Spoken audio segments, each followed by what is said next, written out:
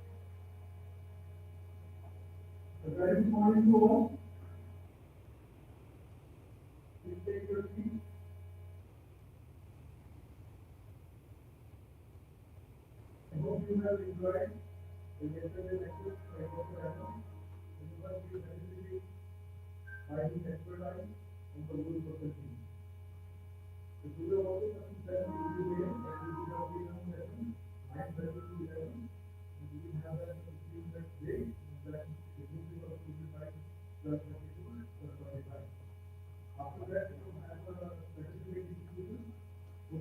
Mic की आवाज कम जा रही है इसमें। सही है, पूरी ठीक है।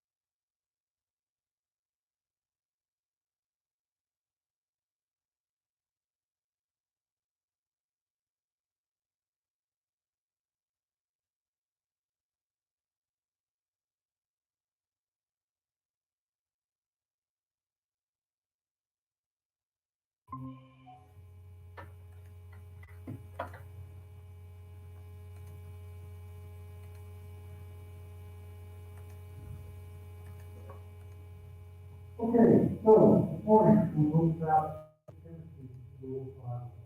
now in the third one, your practice, people about 30 people who will do that, yes, right now. about the, well, what the other more people sorry, the chemistry we as well. So, that's our, this is what it is. The simplification of this, that we discussed in general today, we also want to look at certain concepts like the person economic. We all agree that the center climate, there are complex things ये like wifi connect ही नहीं those होता यार and we one another, not in a chemical way, not by way of chemical one,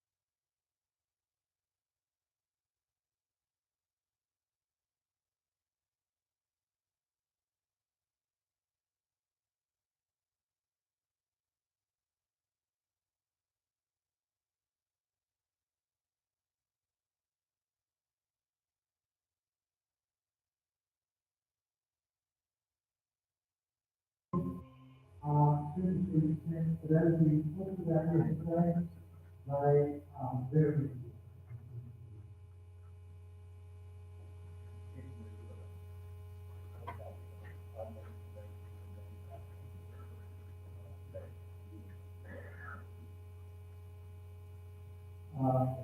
The way that we,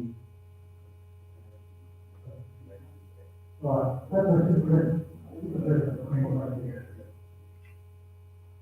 There are a range of different cycles. We talked about that five years ago. We talked about five cycles of sugar and five years ago. Equal, there are quite a different range of these cycles. These are amino acids, so each amino acid has its target, and that pink block is the size of the protein chain. We group them into acids like cycles, amino cycles. We have cysteine group that can be phosphates, but we also have another amino acid called histone. Cysteine is the phosphate. Histone only has one group oil, not with and the distinction between histone, will become obvious as we progress. So you've got the hydroxyl, series, and you've got what I was talking about yesterday, hydrochloric group. Now these, not the hydrochloric group, but the control this is part of the protein chain. There are a number of these groups that are hydrochloric, and they have an important role to play in the development of red meat. As for range, you can see that this particular breakdown works into small, interest-free, hydrophilic, aromatic acids, basic, and amide. Now, draw your attention to aromatic amino acids. These are the amino acids that are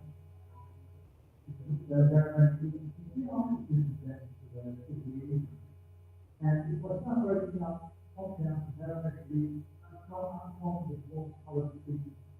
So these aromatic, primarily the aromatic cycles, species of colour, so these are the sensitive amino acids. The other acids are not really so sensitive. There's cysteine, but when you form the groups to another cysteine, it becomes cysteine. But you can see there's quite a range. Some of these are linked to protein in various forms.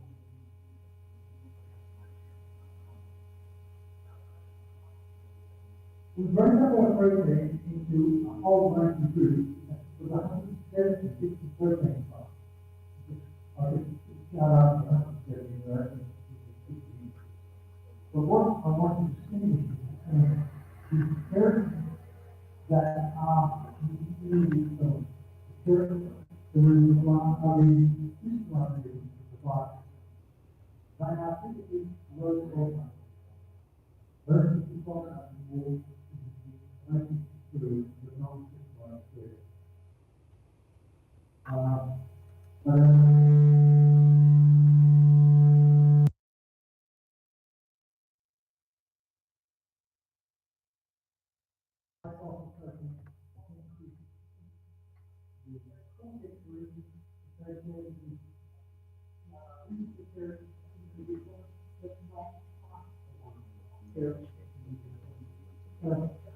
It's not entirely true that there are complex ones that are not important in a system. They are, they're not part of the population, they're sort of wrong to have the outside of the population. Then you've got your ultra high problem, and we were talking yesterday about that, maybe the excess people feel, because they're excess people, feel it's hard to participate in kind of ultra high population. But that varies with that is non or that's it.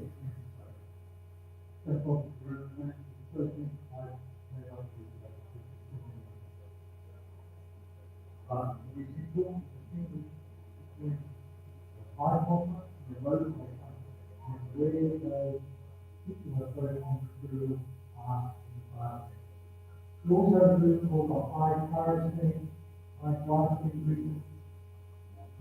Obviously, these proteins have a lot of glycogen and tyrosine. They're also particularly in the matrix, so we have not just one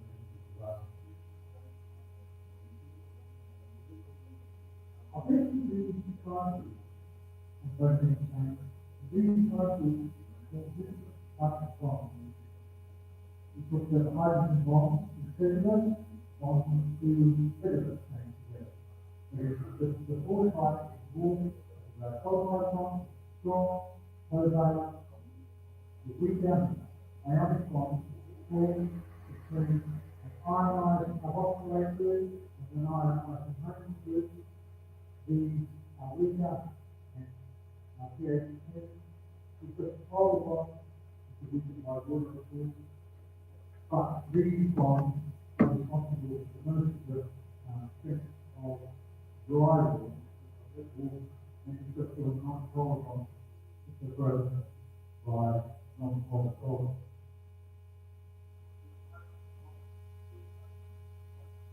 If you talk about the sulfide bond, strong bond, covalent bond, and anti-erosion. Very lubricating, trial, sulfide, and by alcohol. On the infantry, you can see this was discovered back in the 1940s, is that these sulfide bonds can be used for oxidation of mild or very mild so that reaction from the sulfide to the mild will produce a same reversible reaction. And we use that reversibility in terms of when we start talking about the stress and reduction of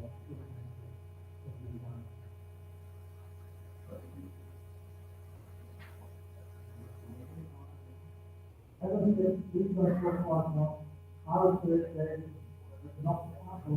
not going to so this is that the notion of mood. That is why it's not. And about 150 degrees centigrade in the water.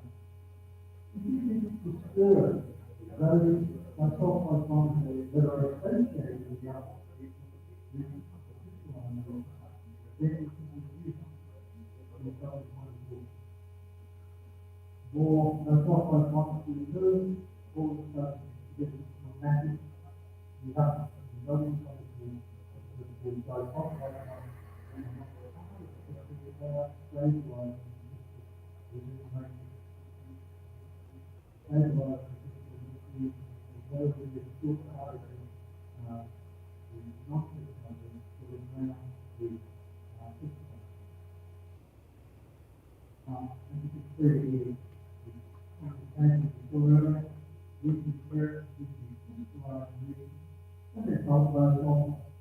these are the proteins associated with certain degree of tolerance, but not part of the people associated with.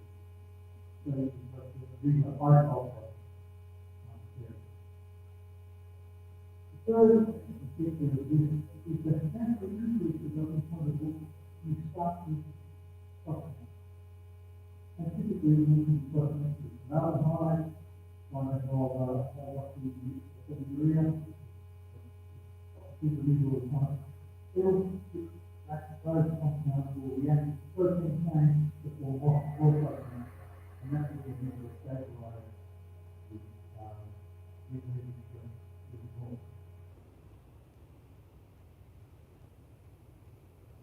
most important reactions we are talking about is the process of trial or document system.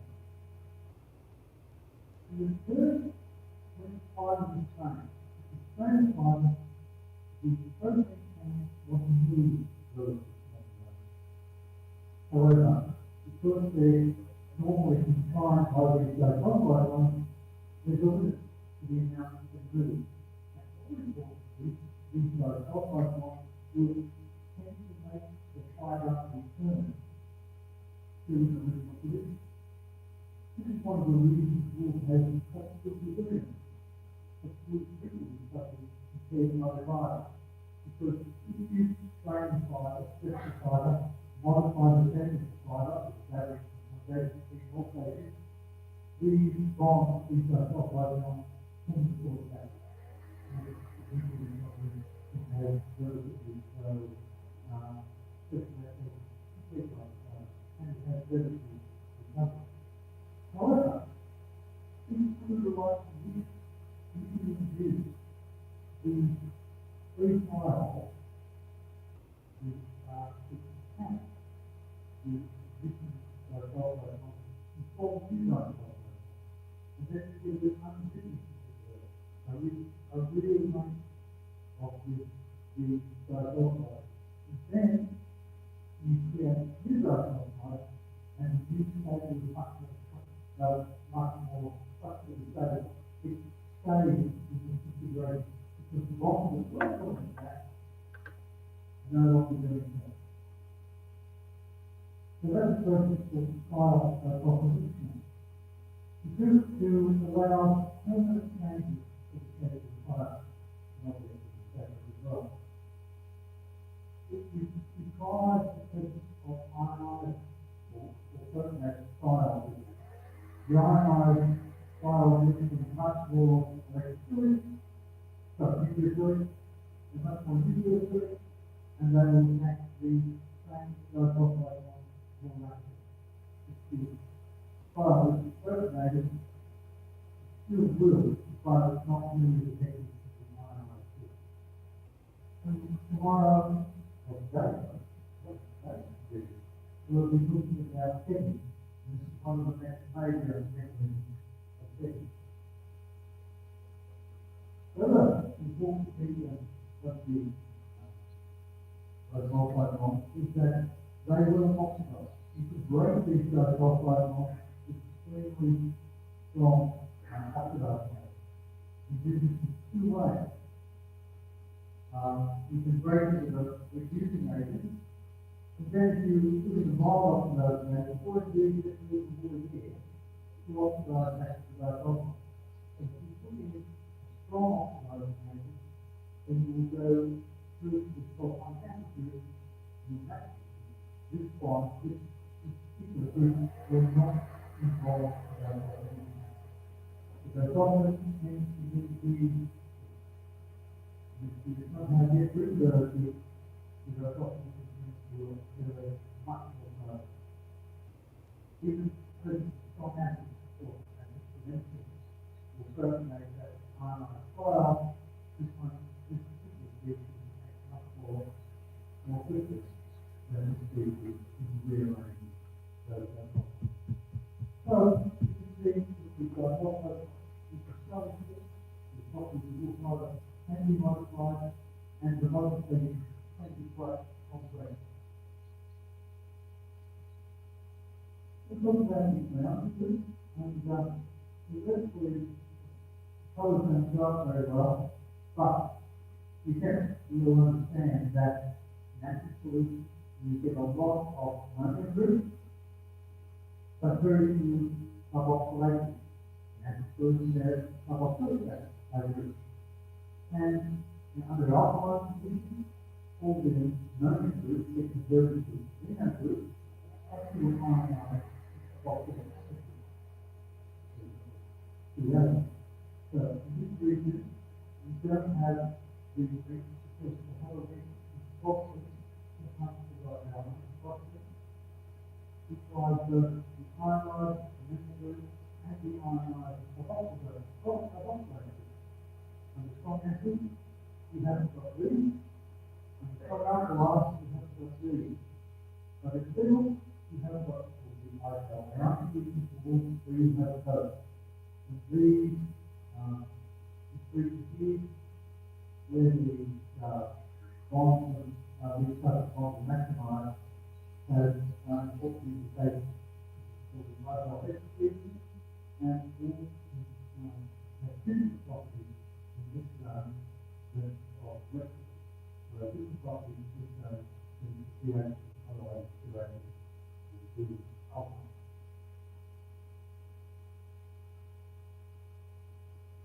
In fact, these ionic groups also found to stabilize the crystalline of the fibre. You can see the difference in the motor between CH4 and CH6. This is TIT&S, which is a functional group, compared to the carboxylic acid group. Then you can see the results as well. Otherwise, this is protocol exactly up here. When this water is coming up now, you're going to sort of require something very smart to do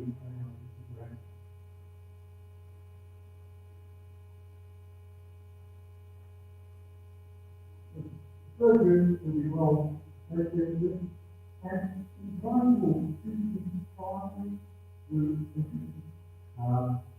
of protein tank. There's lots of the polymers. The polymers are a major source of the mechanical properties of all fibers. This is lots and lots of they don't have to contribute, but it's drivable by reactions.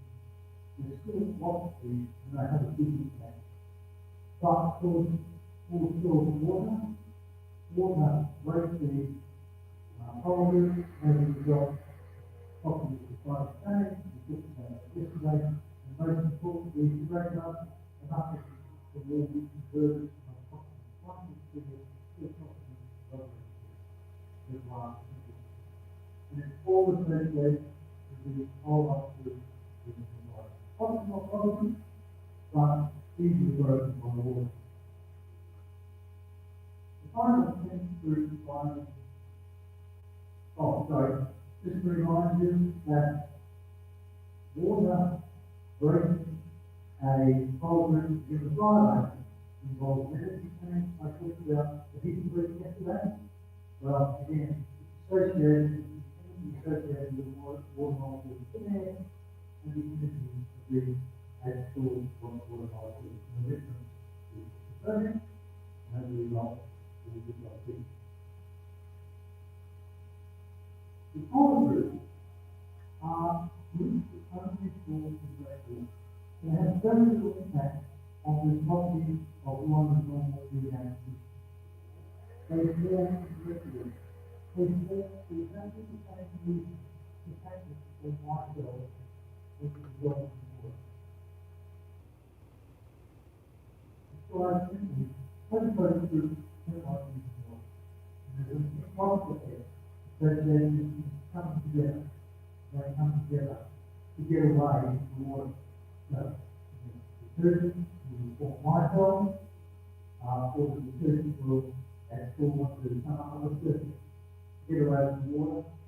These molecules form in wet water, and they contribute to the properties of wet water, not to the properties of dry water, where they have formed. And you can see their impact in this graph. This is the rate giant of all fibre that we're present.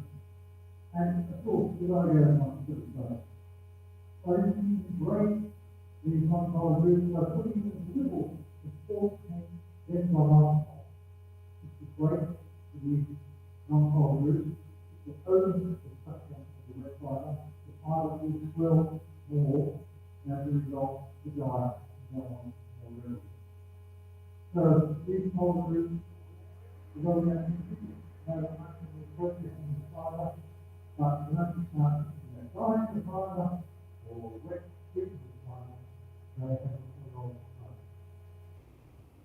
That brings this point of mine. So I know there are people who study on here.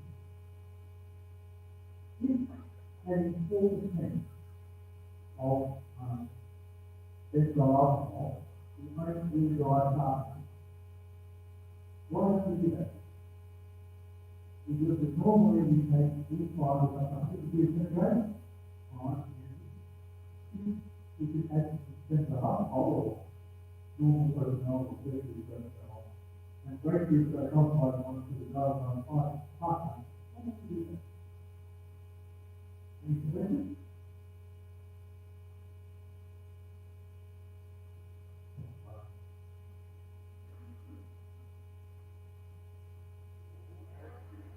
That's right. No, sorry. No. Okay, it's not wise to move forward. You don't have any questions. Anyway, review, certainly say money, but we are told, and there's all sorts of the right to be told, you put it more than the half of the car. The second thing that I didn't expect was that these non-polar food order are not very stable things. So by the time you get to 50 degrees centigrade, they tend to be broken anyway. Now by time you want to do the breaking these are the present on non-polar ones anyway, one of the two. So therefore, in the protein box, in the protein containing box, very important in terms of the mechanical properties of that and plant properties and all that other things. Controlling those bonds is important. Remember we draw on the comment, lower. But one of the things is drawing the wool. You can go around here 4.5, 4.5, I call it the maximum number of these boxes. If you get less than to the wall, then you go around really often or really low. Okay, let's move away from the protein control supply chain because from the potential sulfur content of water starting outside. So you can look at the sulfur content as a way of looking at the structure of the critical source of water starting. At the beginning, almost no problem. And that was the expect. Then you get to the execution on the top there up. Then you go up, and you get these layers. This one, one part of the picture is hard. That's where you get your maximum profit. So this is the amount of profit. There's another way to examine the structure of the digital cell. So this is our digital cells now again on the chemistry. It says that the this layer is technically down to the protein water. This is the taking in the layer structure.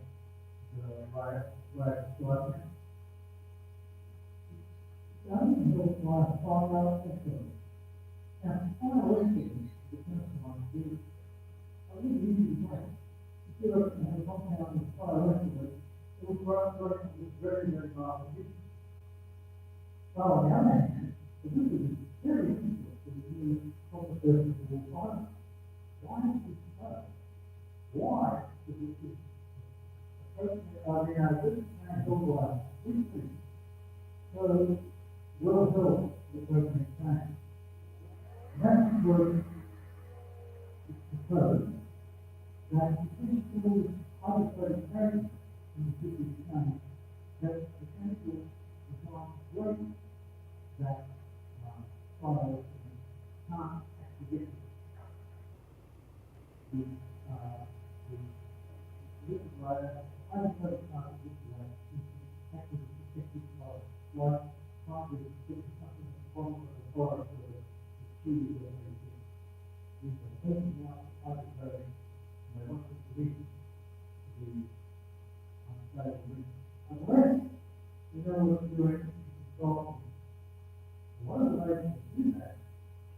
also using a reference chemical, in this case, KI, but doing it in a way to break the hydrophobic character of that liquid.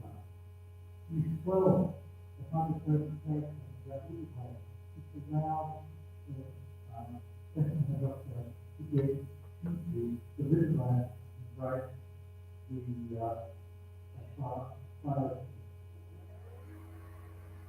this is after this is a mixture of ethanol and hydroxide. And you can see that it includes most of that liquid line. It's been able to get that flavor. If you use ethanol hydroxide alone, so much more. If you use methanol alone, there's very little. It's the combination of a reactive control and the problem is growing up the concentration rate of this life. And the impact of that, I'm sure you can get. The more you treat the wall, the quicker it breaks out. If you treat the wall for an hour, in this particular mixture, sorry, 1.5 hours, it only takes 1 second to go down the wall bar. That's because that liquid line is strong. And you look at your process on the surface of the bar. Normally the wall bar takes 6,000 seconds to get out. Now, you take off that liquid line, one more minute, the rest of what we've done. And this is really, that's one of the ways that chemistry is done, is that you have to break what is essentially very reactive very easy working to essentially to use a salt that will separate the electrolyte and allow you to get that fire. Now there's another way of doing it too, is to do for flavor. Now, coconut is not something. Glass mold in the surface of the wool fibre, like it goes to any other fibre, and of course, that is just the air layer. The long strip time, or the air layer is good, and of course, the other time is good. Now, I've talked to you about raising plants, we've talked about systems, we've talked about systems yesterday, I thought you might present it. But of course, the more I make this way, you think of, the greater the plant particles.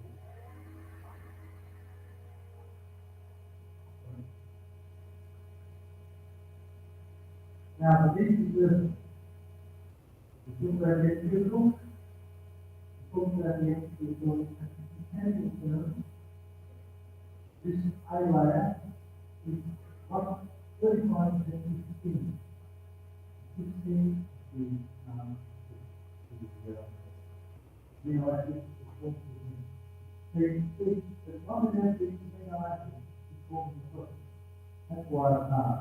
That's why it's not takes long. Because this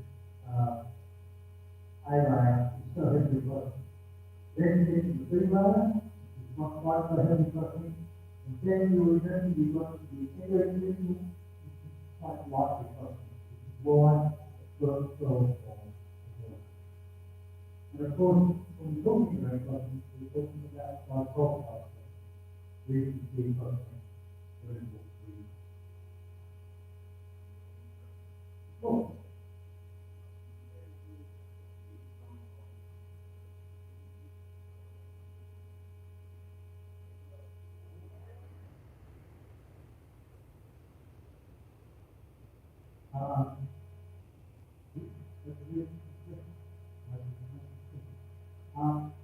Normally, the largest is caused by nuclear weather on the surface of the planet.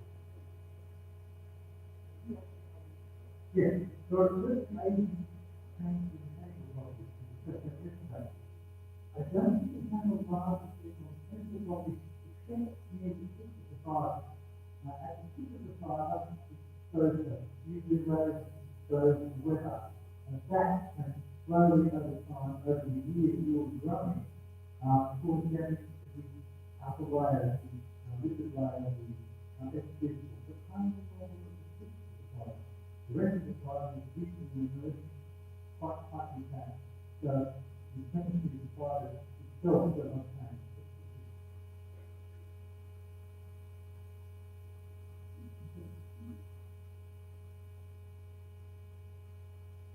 I was talking about the chemistry of the cell.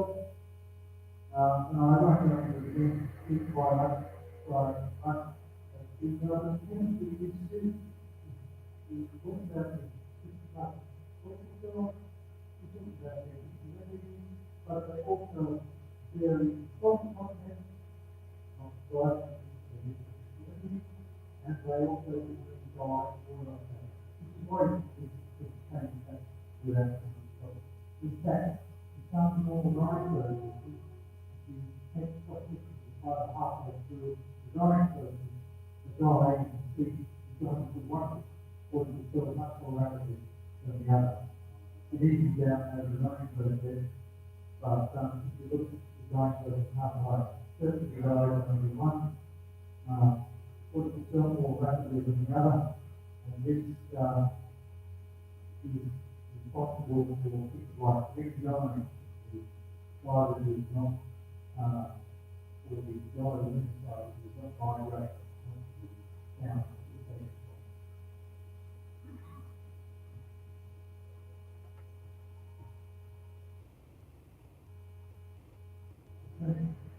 some of the most common is this material, not randomly recognized protein, very low salt content in the recognized protein. So that we do talk about here. Okay, we talked about the chemistry of the process within the carbon and the bonds of both sides together. We talked about chemistry in the distance component. And I hope it's reinforced by this, which is not structurally homogeneous, versus these within parts of the fiber. Chemistry is not homogeneous. So another chemical process that's very important is very small is yellow. Wool is naturally an oxide material. Under certain conditions, it will, the wool will go yellow, and that makes it very difficult to dry clothes. The people who work in cotton will know that the cotton wouldn't cotton if you're going to do white clothes. You want a really good white colour. Or wool is actually clean, and we want that somehow to get a better white colour. Now there are a whole heap of processes that we use to really convey our colours in a different form. What I'm saying is the relative the relative version of wool exposed to heat usually radiates RPH, the low pressure way. And actually a real problem because if made the fabric, it dies very useful reasons like color, made the fabric, then you wash the fabric, so the last process in wool is process called decocode. And it's essentially a sheet like texture. Now, if the temperature of the decocode operation is too high, or the moisture content of the fabric is too high, or even worse, the moisture content of the fabric is uneven, then you can get yellow in the whole fabric and the plastic fabric.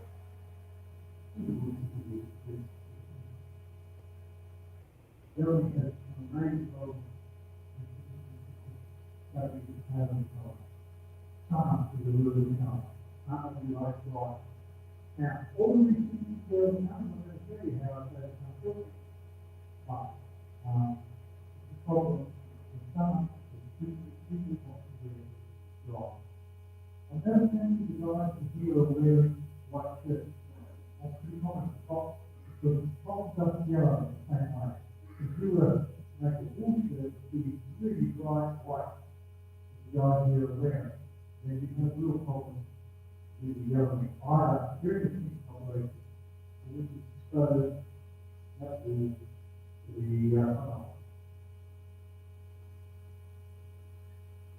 mechanism is very early, is that radicals are generated by the UV. UV light hits the wood in the presence of oxygen to generate oxygen radicals. These radicals species or radical attack species. These radicals attack those minimizing the down the RNA. Tryptophan is really quite sensitive to this radical oxygen attack, which is why the main reason why it goes on. Reacts on other species, and the whole process is much more rapidly when the water is wet rather than dry. On this graph, you can see the bottom curve, which is dry water, the water not very bad. It doesn't fill up quickly. But if you spread the water, you're a much more rapid. And it says it's even more rapid if you bleach the water. If you bleach the water to get your food something like white, then unfortunately, it yellow is even more rapid. And the final floor is fluorescent light now, not fluorescent light now. These are people who install UV and it's blue light. Very commonly used by range of people to make it white. It's got what goes through this grey, the white concentration on the top, the blue white. Very common. These finally household surface.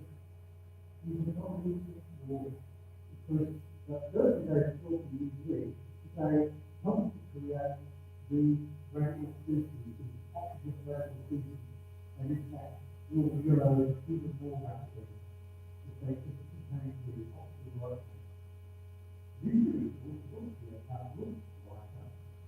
It's sort of got first to the moment, it's not lighter, but exposed to sunlight, which really yellow badly. I have a story to tell you. I bought my wife, it was very nice, it wasn't very sensitive. This is Jack Fibre, it's long, it's beautiful. And it was also a simple, so it was very good. But then it wasn't too long, no problem. This time we don't like undercover, we don't often utilize what we have. Well, the way drawing this is what hangs in the sun. The expression of it is blue, it's possibly white, obviously because it's white colour. When it hangs the first time, usually it doesn't tend to put the whole down in the hand. And that makes after it's down, where it's exposed to the sun, it's not to be done, it's not exposed to the sun. So, my wife took the jacket, was all beautifully white, all of us to a certain white. It's not dressed, I was not dressed like a white. The source room is great. It helps a lot if we get rid of the radical. And some work done probably 5 years ago now in Australia by a gentleman called Fibre who came up with what is called this process called white wool. He thought about this. He said, if the problem is usually not, we don't need to get like by this the wool. But how do we stop the wool that is usually light? Now, if everyone can explode online, you can ask people to stop to dry their light indoors. So he said, well, let's just find a way of stopping the UV before it gets to the water. This has been done a number of times.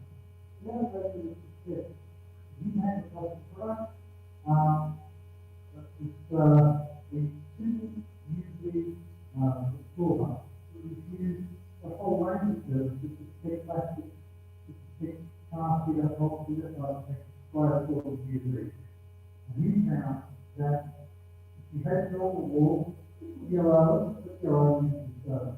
If you bleach the wool, put yellow, he found that the stove, the grease comes with material, usually it's smaller, then it's sort of UV and use the great yellow. The whole thing, yellow fast, and even after a lot of exposure, the production will watch less yellow than I control with the where the problem, how I solve the problem. It's together, really nice. Looking from there, okay,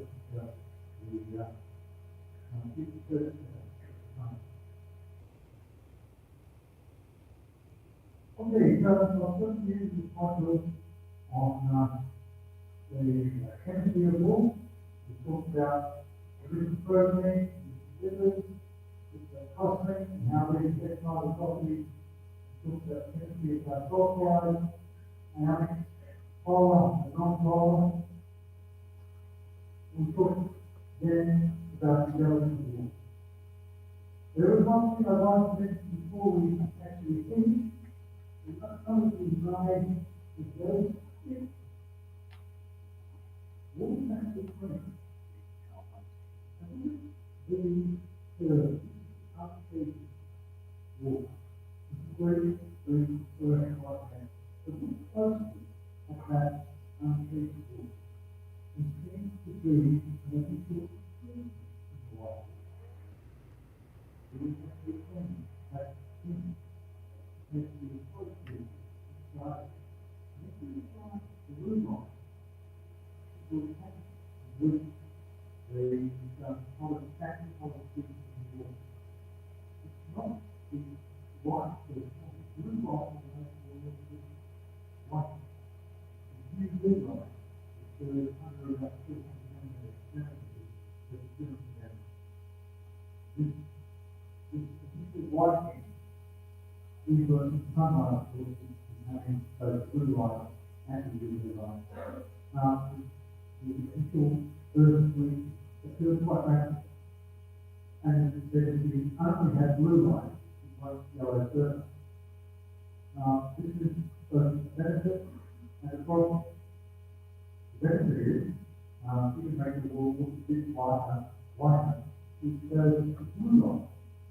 But even the shot, the rest of light, contain a lot of blue, the grey out there comes, bright blue. If you're not careful, the parts that are on the table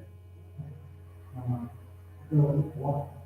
And it can be quite safe, quite safe in the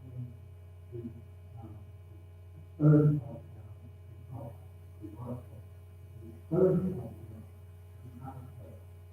again, by understanding what you can do, understanding the blue light, we restore the natural color in the typically do have a control.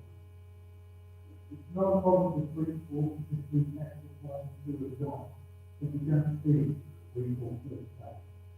Usually, the natural wall is simply a matter of understanding the work. Again, those bright colors will probably be good, but it's mostly a problem with things like art. You have time to the window, there's a certain subject to the top. So, it's complicated because it's green, because it's circulating, and because it's usually yellow. All of them. Okay. Okay, let's do one. How do you start it? Right? Okay, this is now. Oh, good. Right.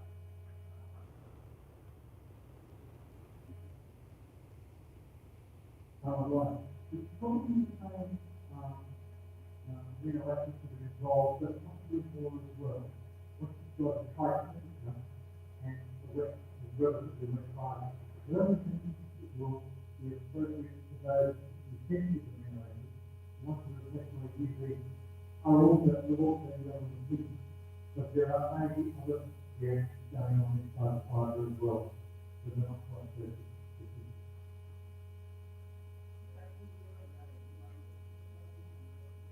Yeah. Okay. Yes, other guys normally use the maximum system that has to do it this way. That doesn't seem to do too much by way of your own. The problem is there are three deck guys and you're going to 125 degrees today. And if you have right wall before, right wall that way, you really can't make the temperature of the deck guys up above the can.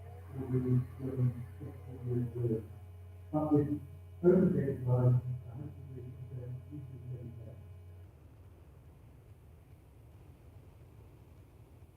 yes, yes. Typically, close to the equivalent set. And that affects the interaction between the fibers, you have a relaxation of in an open deck fibers, normally you only get the fiber set with the fibers open set. It's just makes it happen.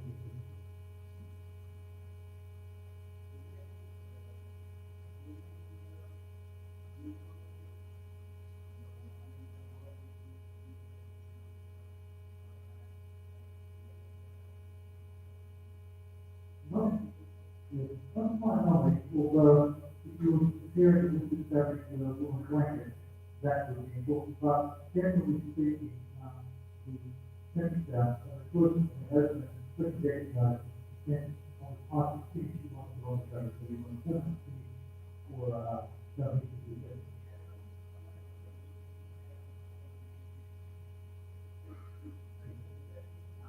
Yes, it's very nice, it's always very nice, but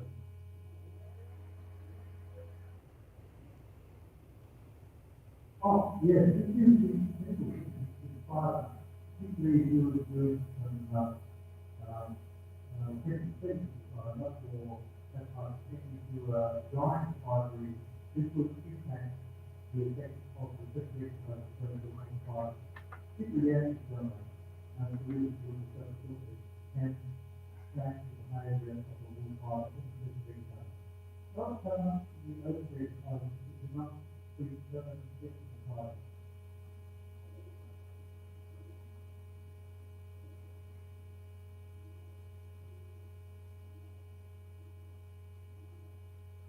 Bon,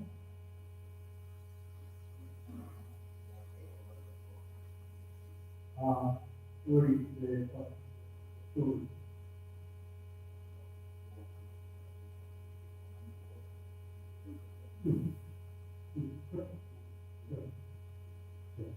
But they're not.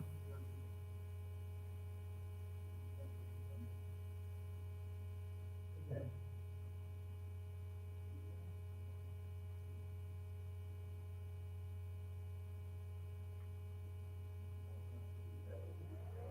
All right.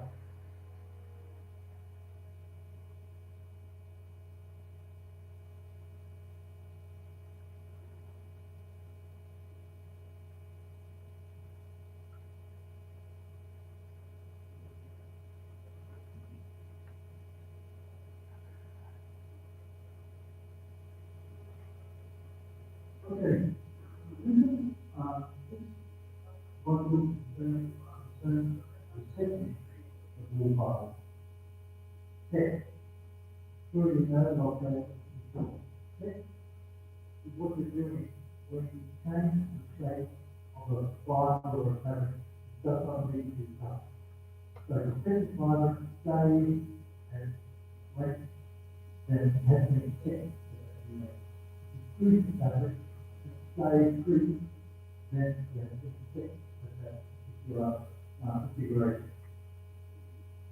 So I'll talk about when the curve, there are two types of steps in the file. We'll talk about mechanically versus the actively versus uh, okay. On the first one, you get the segment It exists for strength of the father, not war. It exists in that case of the father, which requires rearrangement by the temporarily, the temporary, and the present molecule, and they operate in conventional things. So we're just talking another around the process of education. But talk about getting forward. But depending on the usage of that situation, last version, practice knowledge, you can either coding set, memory set, or permanent set. So we know that you can set it in a replay, make a process module, we set up the retrieving, we set up driving, we set up the exam manufacturer, so we can do a first operation to improve the next value, for example, or set the goal. And of course, it's down after. Now, after that, we got on the control.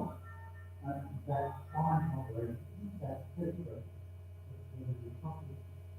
First, on the iron, so it's second. So, first, the number of markers, there's two discussions about the part of the state. The definitions that people have come up with and stabilized on are how you should get, is put in what we call our sensible request. The temporary set, stable corridor, that will call out that the wall breaks bubbles the sensible wording specifically. And then there's another set where the set is stable. Or the type of the water sitting through the and we can find the 10%. So this is the 2%. We will get it, we will set it, then we'll take out the yarn, we will water training, or section, and then the anchor. The anchor will be very close to 100% set. If they're over to the total, normally you're looking at around 60 to 70%. So very often we may find under saving the water. So that would be quite simple. Sometimes we have small techniques is what we can use now. And now this is a glass transition to the fire. You show you set, you have to take your fabric, let it, so you set the fire, work.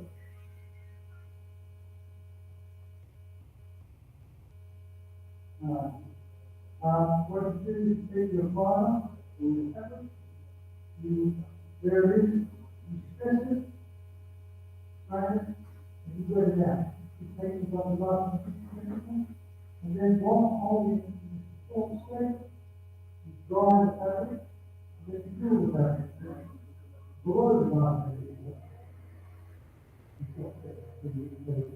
all the way ready, then comes the get the keep of making the bottom up, blocking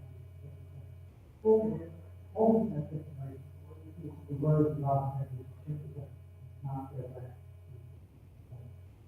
And then always that one is the second is the process is the associated with the voice company of the world. The voice company of the world associated with all the parties. So that's one line to get yourself instead. Of course, the other way is to keep fabric instead. There's a solvent, and then fluid before you remove it. That's what happens when you come into the white way. They put some ingredients in variables, or jack, or whatever. They do it with other and you can get food ready. So that's all that there is no solution fit with the really quick, there is no cohesive set of the law. Intent is not going to take the road of because if you raise the temperature of the water with by 15 to you're sitting there, you're already at possible 5 to 6 water. So that you will get relaxation, even up the road of stand up, so the school off, the person has quite so well. So you get this, but you take it off the last but even if you take it in the last you can get to or read the third thing on the other hand involves much more extensive version of the vital account. It requires rearrangement of the macromolecules in the vital matrix, including the chromosomes and the environment interaction. To get this sort of level of depth, permanent depth, so we can explore and continue that into the world. It will take the vital glass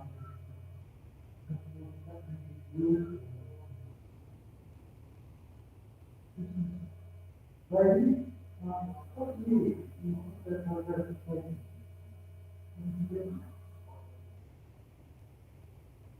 If you're good, all you say, what will you more? These are the first trials that were done with the process in which the development step. Because in the 1950s, ladies fight the first. So of course, after they all refused that, we will get down to our risk. We couldn't be called out and down to the court. So I think the goal is that all three can make the remember, you can totally get the people do after the last. But what do you do now? Well, the whole other people is not intense. It's about really, for example, in the question. How do you use the right state? Let us give you some idea of the impact of one point in the right state. This is temperature. Temperature of 130, from 100 to 130, and you can see the water is very dry, very difficult to get perfect state. Because it's not far enough above the last and this is dry water. On the other hand, with wet water, of course, you get high levels of perfect state. So the way that you call perfect state is typically pressure. And that requires you to establish a pressurized tank against the water. For example, if you have a system you pressurized pressure to get to permanent state. That's the rule. There are things about what you do. What do you do with this? You can't really put that in a force drive or a high pressure state. The other thing that takes the greater than is create we talked about that before. Ionized recycle is a much faster rate of flow. So this tank has a result much more quick. So obviously that goes on you get more permanent fit. Because you've got more ionized flow in front.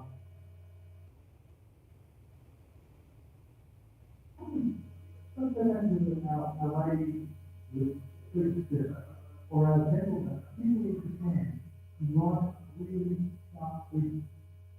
But they don't know the way what their food and they don't want to go out and find what people find. Put you off there. How do you increase that? So do that. Not only on our supply. There's the discussion like that, or you can use each way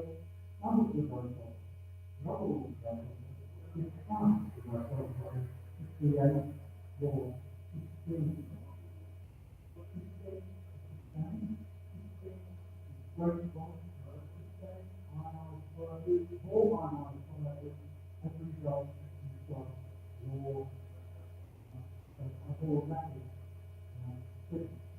permanent. This is what creates more ionized fibers, fibers increasing in the area of the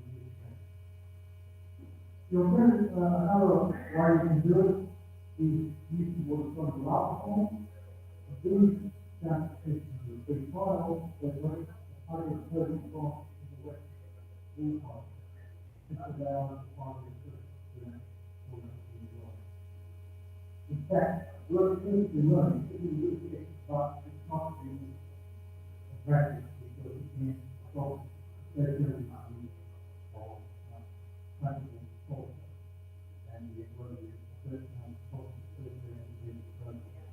But there are two ways with the right of 23. What are the examples video at the start of this program?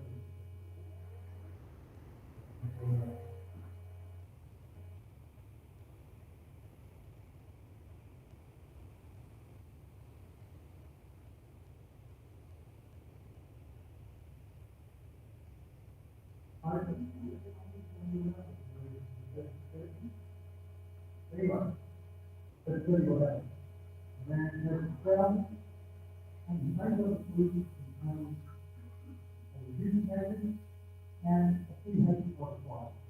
So the pH is at a good level, we won't be going, but we will get higher than we get. So, next up is and then spray from the power.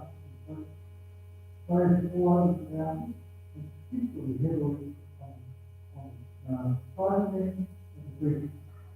Then the gas goes to the press. You press for 30 seconds. You longer time than you would in the car only press. You do a normal press 5 seconds. Don't you totally but if you press for 30 seconds, it's the simple thing you get good level of thermal. That's the start of the last stage that goes into the gas tunnel.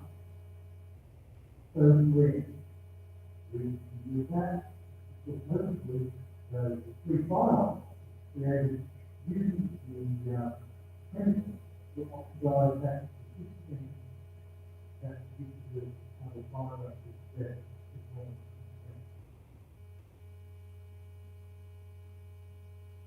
You can do this. This is where we continue to break those sulfides, more stronger concentration. But eventually you get a marked reduction in the performance of the battery. You'll measure 30% but when you get high levels there, you damage the battery quite severely. Certain lines is broken enough by sulfides to destabilize the crystalline region. The solves that we break those sulfides, especially the crystalline region, the melting point will go down. So we just measure melting point, this is interview point.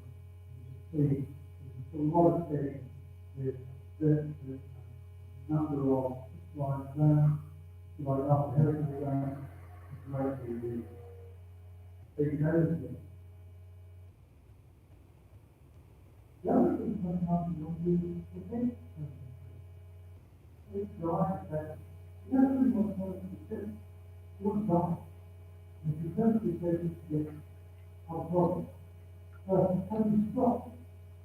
And sit or go around people and slowly get rid of the ionized free file. That's the way to fix it. So, if you're in a you use viral oxygen in your diagram, then you can reach for a economically free file. You can, in theory, use a stronger oxygen, especially free file sulfite capture, but that's not normally done. The other alternative is to use an electricity compound, so-called anti-syntec, which will react with those free files. And that is like great, confidence is what you do. So, one, you can control your input sensitivity or control the number of finite frequencies you have in the world. Interestingly, the content is associated with certain things. So that's another reason design, you don't know what you then do something. Okay, so something happens, but we put that on time. We're talking about 3%, 70, 7, 80, talking about the thinking, 37, the associated with the last thing, the people process, associated with the last thing. Whereas the chemical state is a chemical process associated with fire or sulfide and the rearrangement of sulfide in the wall. So, interesting.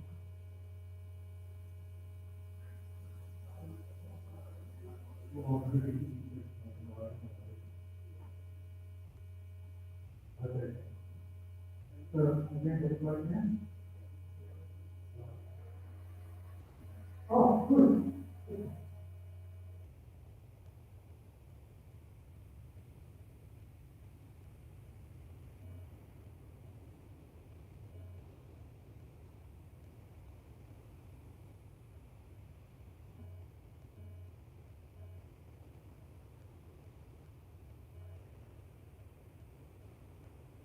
So, you saying that we would go more wisdom. That's what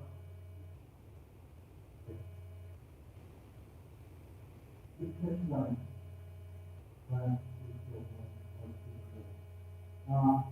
It simply relates to the number of physical policies within fire. The facility of policies within fire seems to be much greater than the facility of policies within the sector of fire. Government have what to do. What is this about how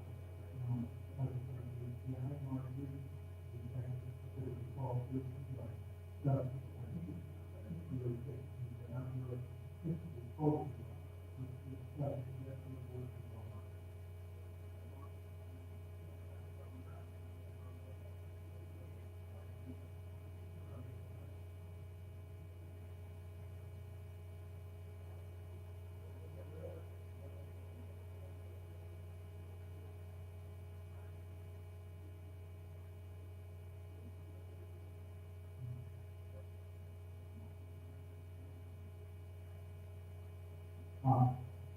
well, this is complicated, so we probably realize anyway, when you put some stuff on it. But if you got a flat, do this now. The only time where we did this document was not, and of course, the end of the wall is another part, which is talking about, is the way we're going to put up with the gap in. So, all the things together, but the stars by the top, or the so sure, the box range, people are very clever, it's quite well.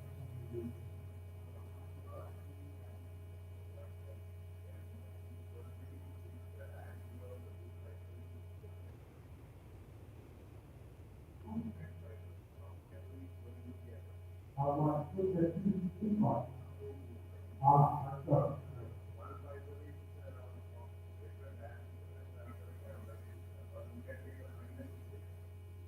that's a very interesting question.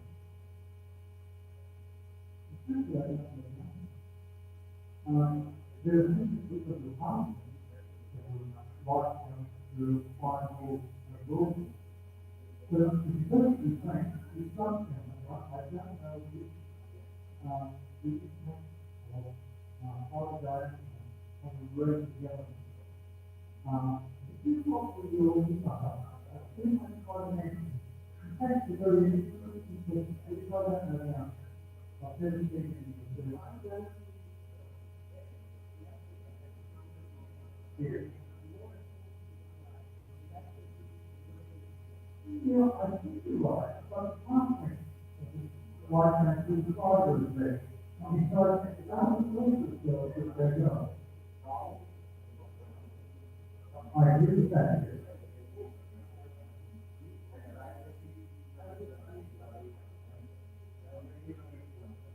Okay, oh, the answer, yes. Your answer is that probably we don't more than five classes with the,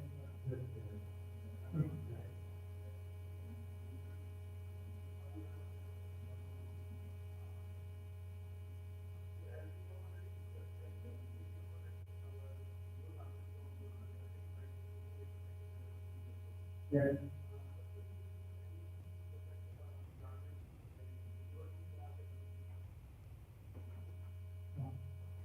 No. Well, yes, it's possible, it's not what you could do, and get your company. But it's not just talk about the people who, like, it's just very big, very something that, totally is that in the reform. So, possibly we, might be the same. There's things to work on the area, but yes,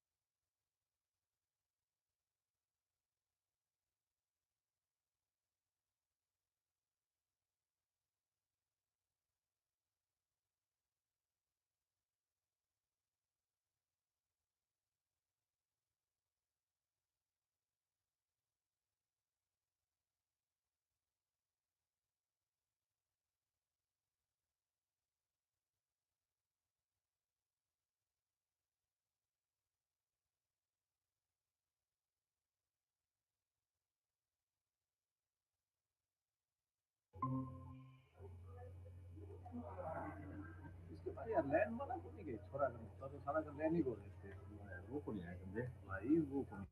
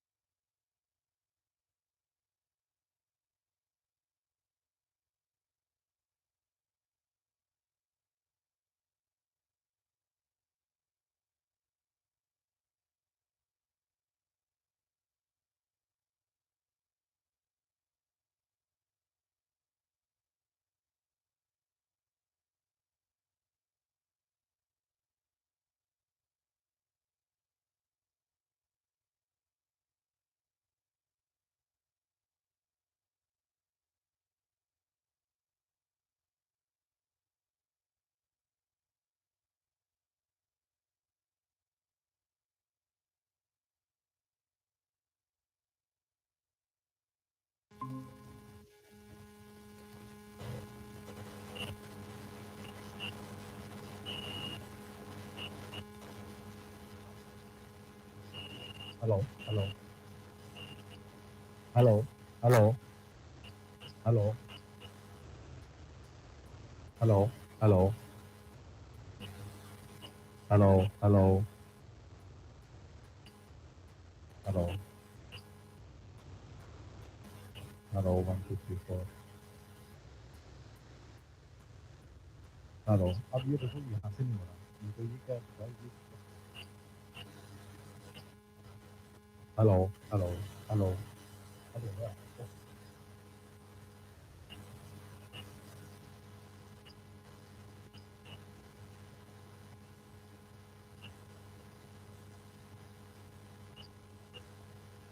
hello hello hello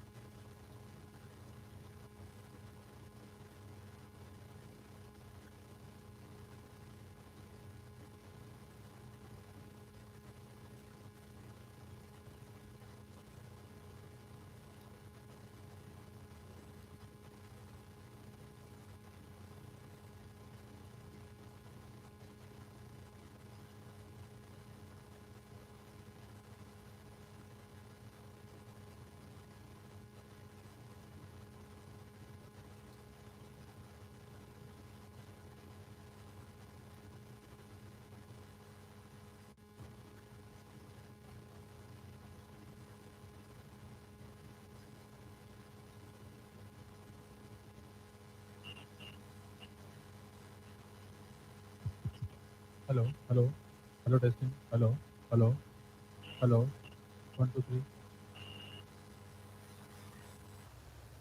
Hello, hello, hello. 1, 2, 3. Hello, hello, testing. Hello, hello, hello, hello, hello. Check. Hello, hello, hello, hello. 1, 2, 3. Hello, hello, hello, hello.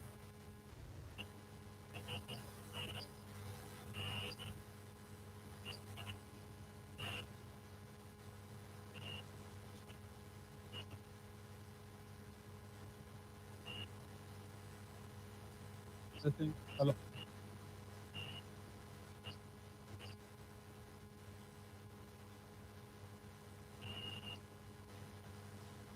hello,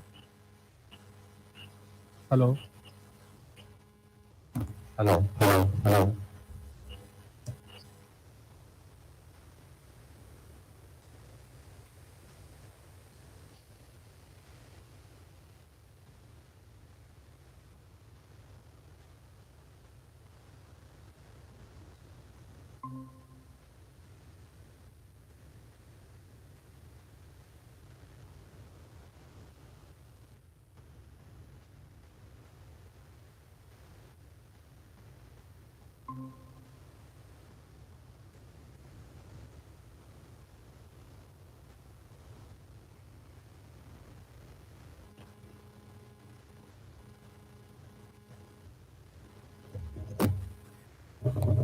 Hello, hello.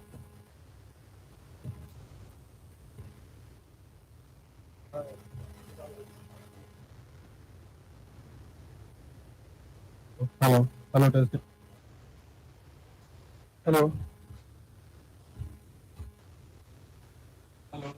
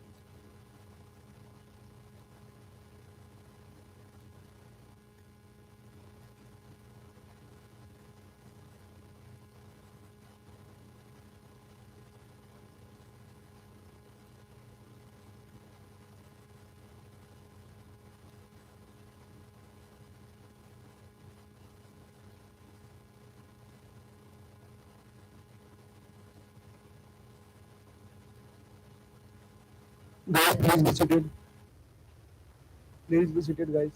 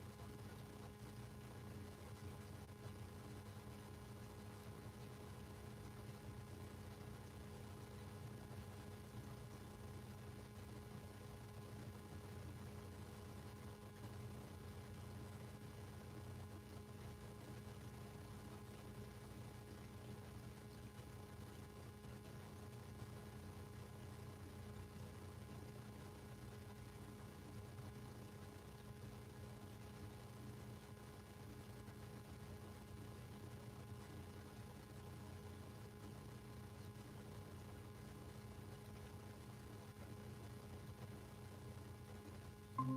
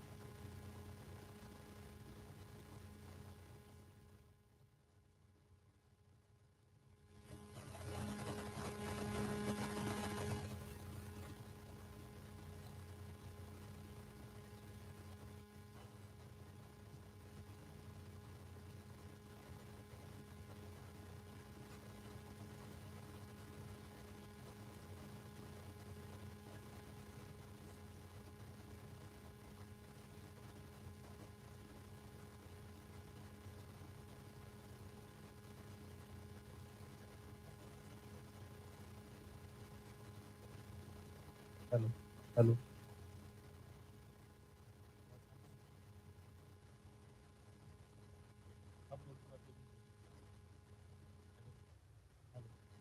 Hello.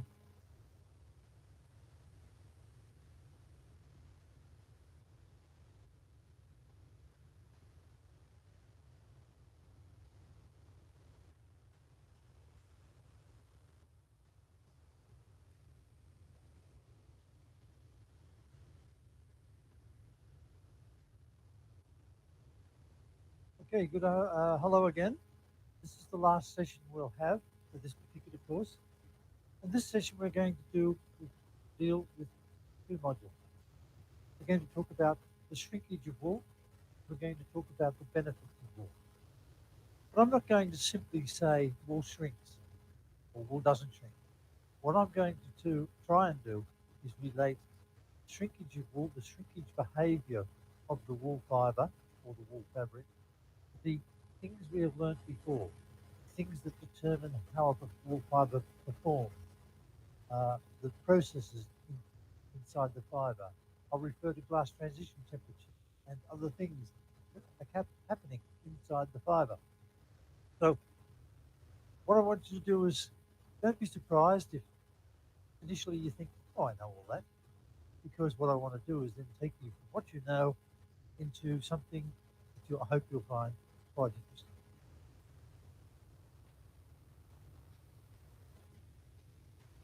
Right, it comes as no surprise to any of you that if you wash the wrong wool garment, it will shrink. And it'll do that quite quickly. Have any of you had the experience of taking a jumper, putting it in the washing machine, and have it come out 2 sizes smaller? Oh, that's good to see. No one has had that accident. That's excellent. Because it doesn't have to happen. Wool can be treated in ways that allows it to be perfectly machine washable. But to be perfectly machine washable, you have to know why the garment is shrinking. There are two types of shrinkage in wool garments. There's what we call relaxation shrinkage, sometimes called consolidation shrinkage. This is a result of the relaxation processes in the fiber. The fibers have been stretched, the fabric has been stretched, it hasn't been permanently set, and if you relax the fiber, fabric, it will shrink, or it will go back to its original dimension. The other is felting shrinkage, which is a much more difficult process. This is a one-way process. Once you've felted a garment, there's nothing you can do about it. And we'll describe not why wool felts, because we've already talked about why wool felts, but the conditions that require minimizing and maximizing wool felt. We'll also talk about the fact that wool felting is a problem if you're washing your sweater and you haven't got a machine washable garment, but it's also an advantage that it's been used to improve the property of wool products for thousands of years.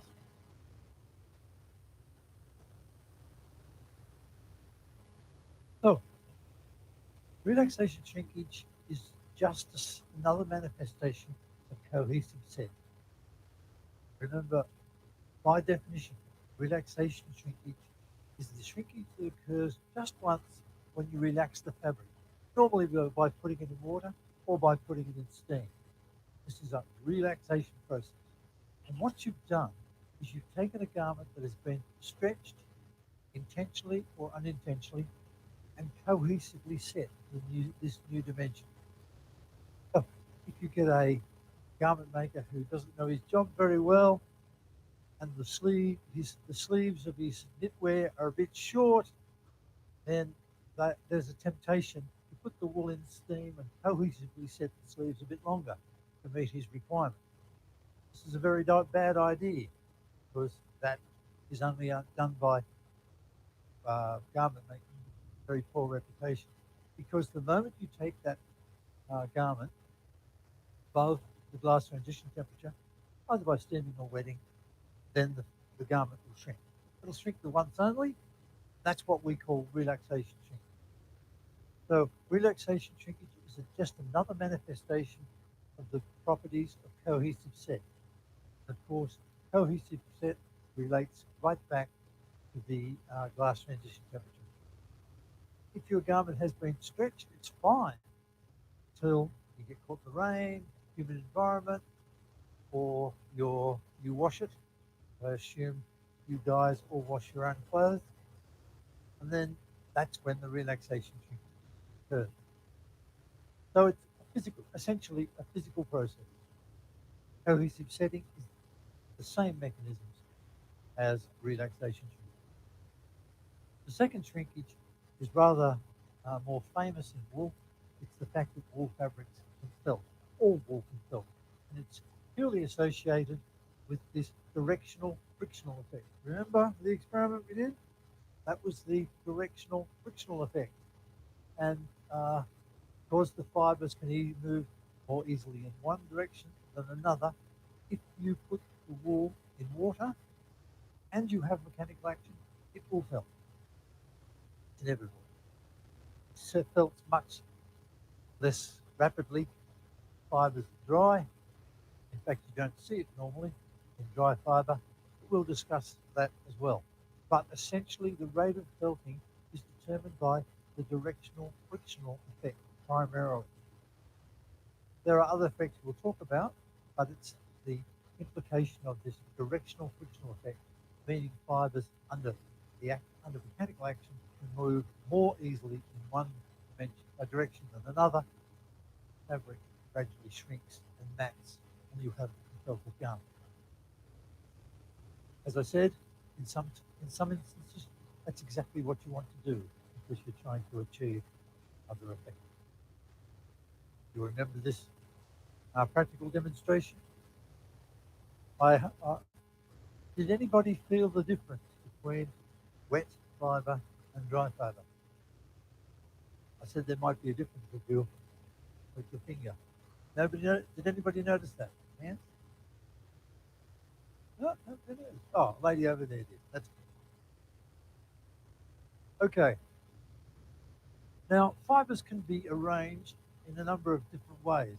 The tips can be facing the same direction as the tips on the adjacent fiber, or they can be facing in the opposite direction. Opposed scales at the top, the fibers are facing different directions. In the aligned scales at the bottom, the fibers are facing the same direction. Now you may ask, why does not wool felt on the back of the sheet? It was out there for 12 months. If it's wet, if it's water, a bit of mechanical action, the sheet will lie down. But this directional frictional effect is negated if all the fibers, now especially all the fibers, are facing in the same direction, which is exactly what happens on the back of the sheet. All the fibers are facing out. So you don't normally get felting off of the sheet unless you do such mechanical action, you start to tangle the fibers and point them in different directions. But in the real world, when we make a garment, we have no control over the direction of the fiber. It'd be really nice if we did. So anybody who has any good ideas how to make a yarn, all the fibers facing in the right direction, then you may be onto something. But essentially what you've got is some like this, the whole thing is randomized. So you can get felting. And when the scales are opposed, it felts much faster than this when the scales are aligned. Now, the conditions affecting it, we know why felting occurs. You need water, you need mechanical action. There are a lot of things that affect the rate of felting. Fibre properties, severity of mechanical action, freedom of movement, moisture content, and the condition of treatment. I call that the felting star.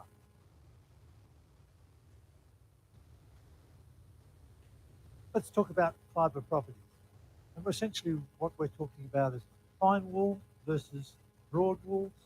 We're talking about wools where we've modified the scales in some way, that type of thing. If we've changed the fibre properties, we can get different rates of felting. We always get felting unless we do severe damage to the cuticle cells of your, but the rate will vary. So that fine wools, because they have this higher specific area, more contact between fibres, will felt more rapidly than a broad fibre. In addition, the fine fibre is more flexible, so it can respond to the mechanical action that occurs in a washing machine or a felting machine. So this changing the fibre properties can change the rate of felting. And there are different felting rates between different sheep, primarily associated with the diameter, but also a bit with the shape of the scale, and certainly between other textile growing animals, the animals that have hair used as textile, the llama, the cashmere, and so on. Cashmere is very, very delicate, and it will felt quite happily. So will other fibres. So the fibre properties are quite important. The moral of the story is if you have a fine wool sweater, be careful with it compared to one that's perhaps not quite so fine. The next is the severity of the mechanical action. Now, in the Woolmark company, we recommend 4 ways to launder the fibre. Talk about dry clean only, and in theory, there's no water present. It's not in fact true, but in theory, so the fibre doesn't felt because there's no water associated with the action. The next is hand wash. That hand wash tends to be fairly gentle, so you can do lower levels of treatment on the fibre and get a hand washable garment. The next level is machine wash. The final level is machine wash tumble dry. And the machine wash tumble dry, machine wash require reasonable levels of treatment. In recent years, Woolmark has been working with washing machine manufacturers to make gentle action machines. And we do license the use of the Woolmark by a couple of Chinese and Japanese machine manufacturers. They will have their normal cotton cycles, but they will have a wool cycle designed specifically for wool because it reduces the level of mechanical action. And they've checked that it gets just as clean as it ever did, but the mechanical action in a cotton cycle is much more severe than in these new wool cycles. Basically, the wool is allowed to soak, flops over, soaks for a while, flops over. That mechanical action is enough to lift the dirt and reduces the rate of felting. The next one is the freedom of the fibre to move. If the fibres can't move, because I have a highly twisted yarn, highly tightly woven material, not even worse than this jacket, a crepe or something like that, then the fibres can't move and it felts quite slowly. In fact, I have a black wool shirt that I quite happily machine wash because it was constructed fairly lightweight, but with tightness that prevented fibre movement. That's was a very interesting product. We at the time called it natural easy care wool because it didn't require any special treatment to make it easy care because the fabric was so tightly woven. If you in fact have an open garment like that sweater, fibers can move easily, felt very quickly. You can felt a garment like that, one wash. Might have a few washes if you wanted to felt a worsted suiting type fabric.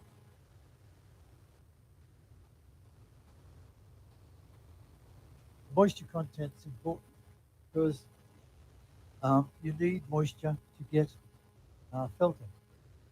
The reason you want the moisture is to get the wool above its glass transition temperature, make it more flexible, so that when the mechanical action is imposed on the garment fabric, the fibers will move.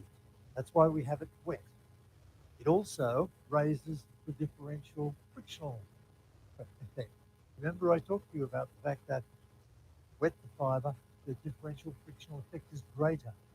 That's the second reason to have water present. Now, the alternative to using water is to dry clean.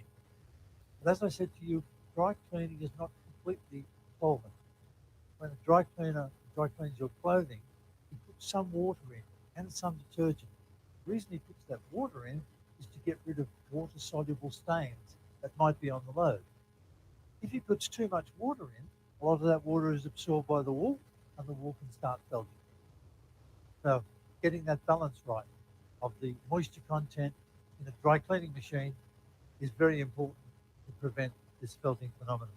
And if you give a dry cleaner a beautifully open, lightweight wool cashmere sweater, and he puts too much water in, he can cause it to felt.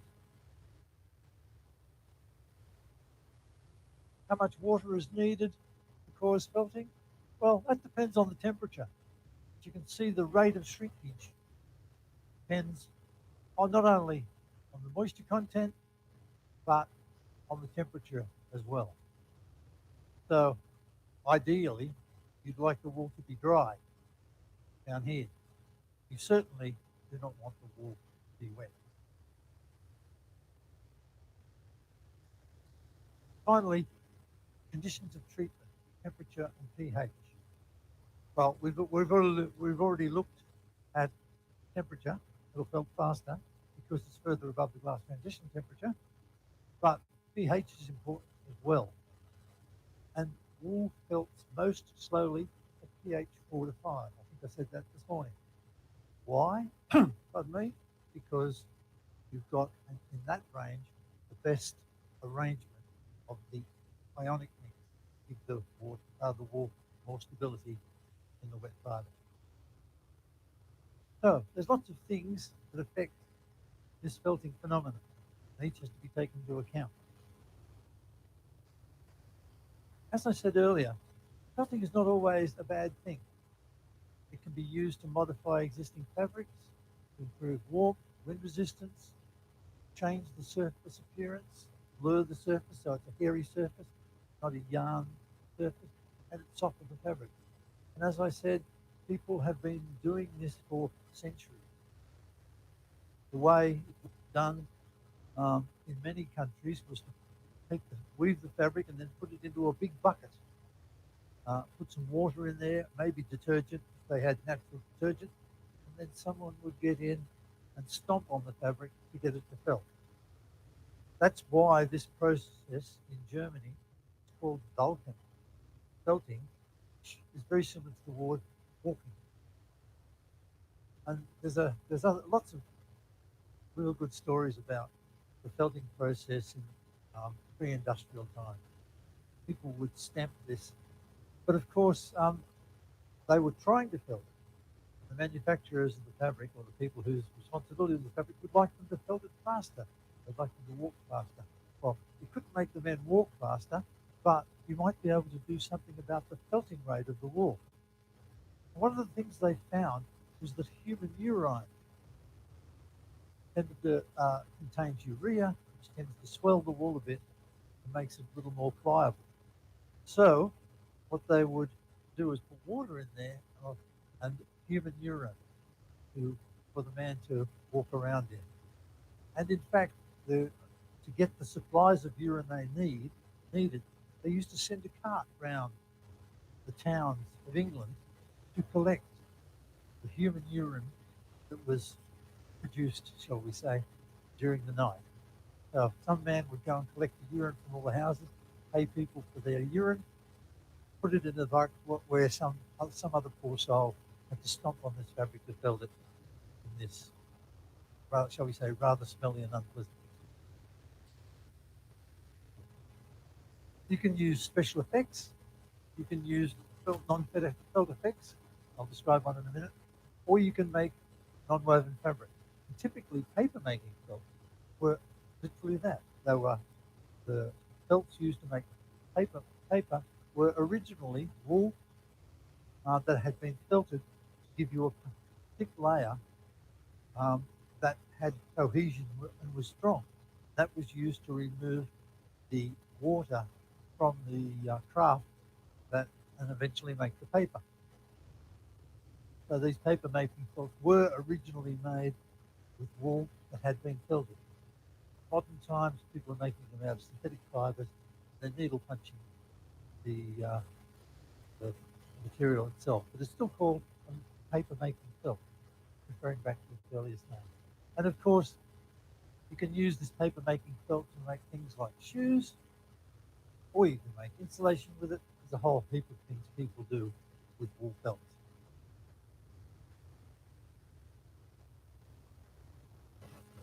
You can make yarns with it. There's a process called perilock. And you can either take an existing yarn and put it through this machine, which will cause it to felt, the perilock machine, and will create a different yarn with different characteristics. Or you can start with a sliver. You call them slivers or rovings. Put them through the perilock machine, which is a plastic tube that is rubbed, and you can make yarns by simply felting the fibers. No twist, just felt. And they're often used in the craft industry. People make these big chunky knits. There's no twist in these yarns, just all the fibers locked together by felting.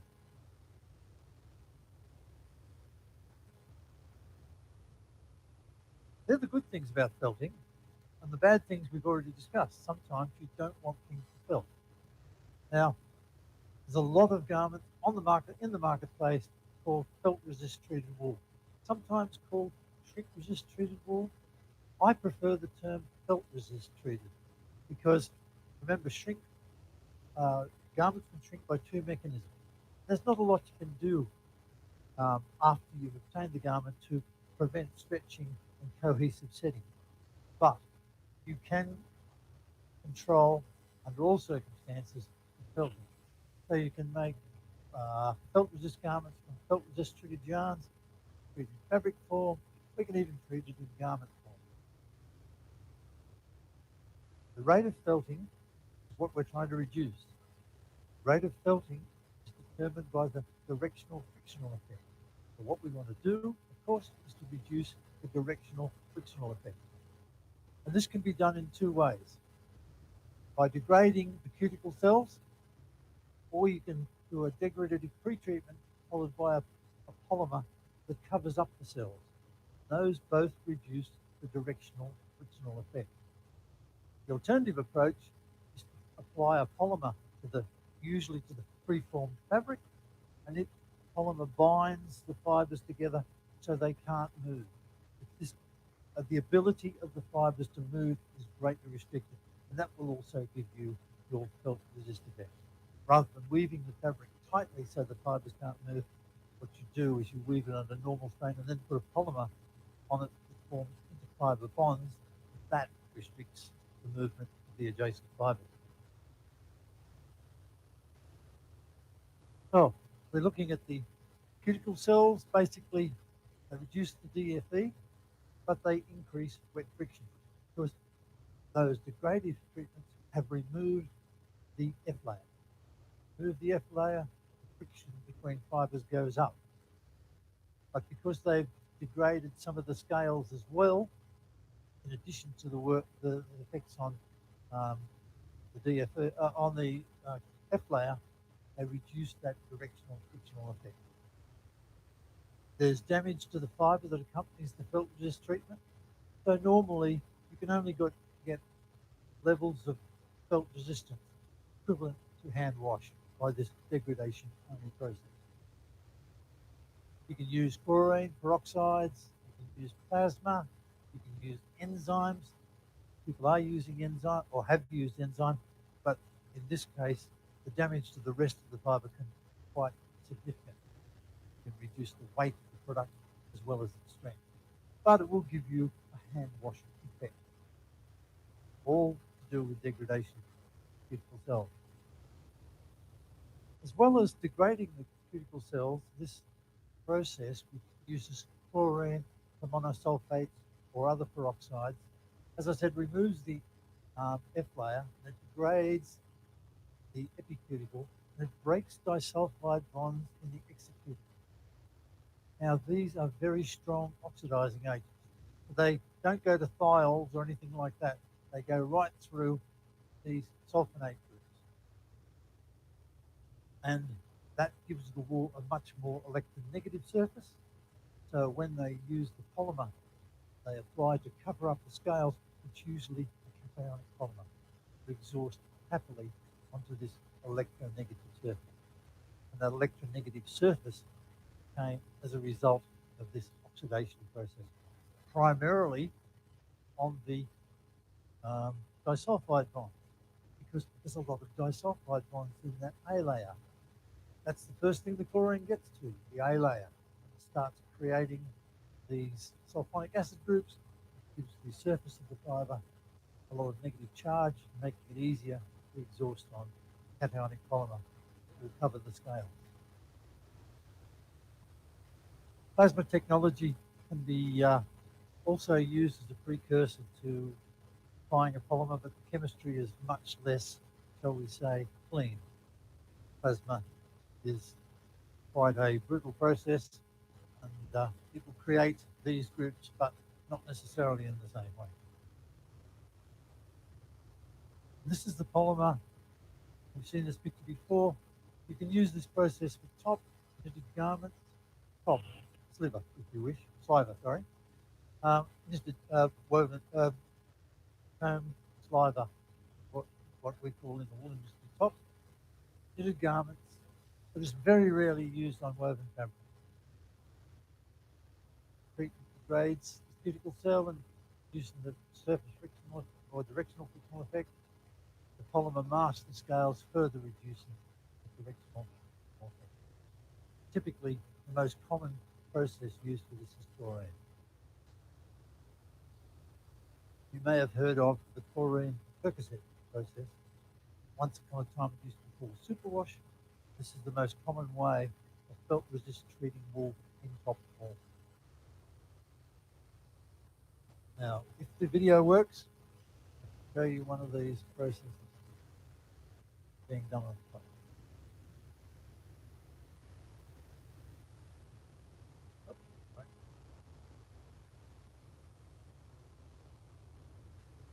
There we go. Yay.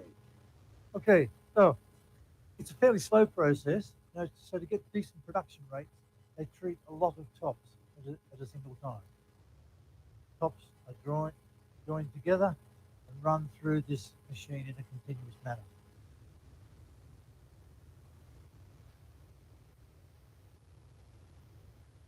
Now, they go together into a bath. That bath contains chlorine solution or sometimes some other oxidant. It is squeezed to get the right level of chlorine in. Sometimes it'll pause for a moment to let all that chlorine react. And then it will go through a series of other baths. First, to remove any residual chlorine, then to remove possible soluble protein created by the chlorine, and finally, a bowl to put the cationic polymer onto the surface of the fibre for the scale. They use a suction drum bowl. There's a different mechanics used in different machines. After they've treated the fibers, they are dried and cured. This cationic polymer is water soluble, and you have to cure it to cross-link it so that it is not water soluble. It doesn't come off on the first wash. The most common polymer you will hear about is a polymer called Hercocet. There are alternatives, but the chlorine Hercocet process is probably the most common way for the felt resist treatment of top. Then they are wound back onto balls. They will be back washed, recombed. As you can see, you have some effect on the beauty, as it were, of the top, the alignment of the fibers in the top. So after this process, the fibers are recombed. Firstly, to realign the fibers, and secondly, to break any bonds that form between fibers. You don't want bonds forming between fibers in this process, because that means you won't be able to comb the wool properly, you won't be able to draw the wool properly, it will interfere with the spinning process. So you remove any interfiber bonds primarily during that recombing process.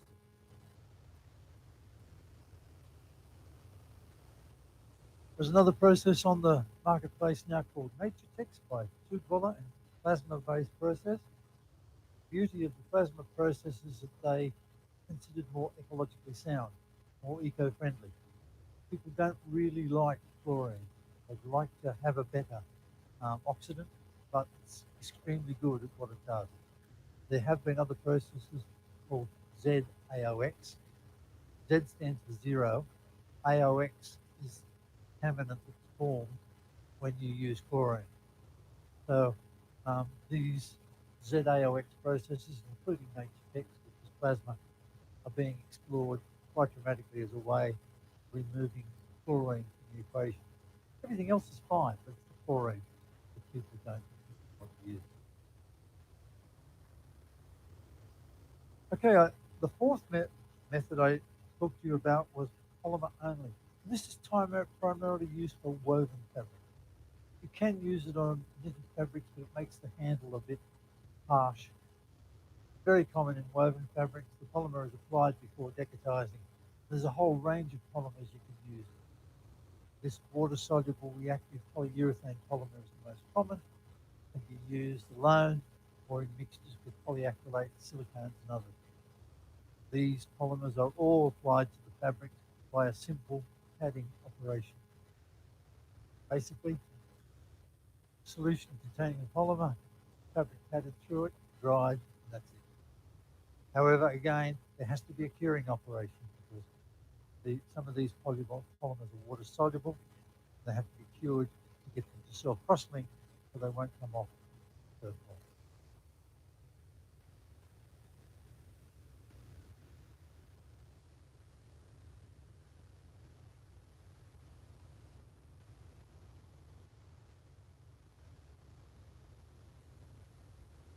I give up. I hope you've all seen a padding machine before. But given that I saw a pad mangle in your laboratories, I rather suspect you all know how that works.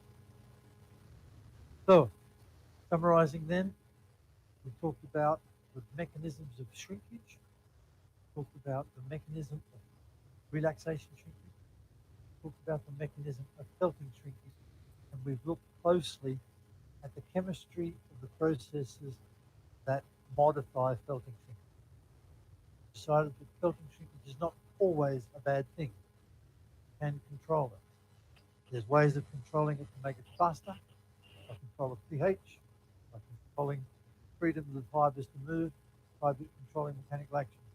There's also ways of reducing felting shrinkage by ensuring that the directional frictional effect is reduced, or you bind the fibers together so that they can't move relative to one another.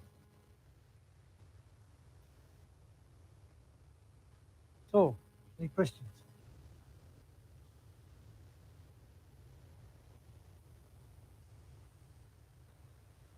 No?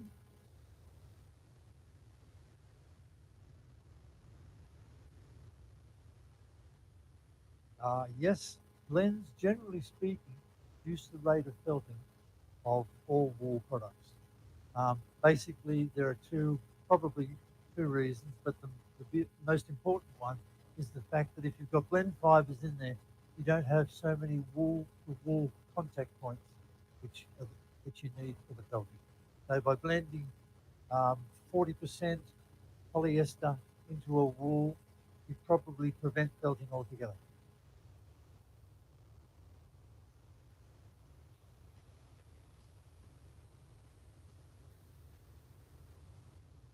Okay, well, I'll move on to my last module for the day.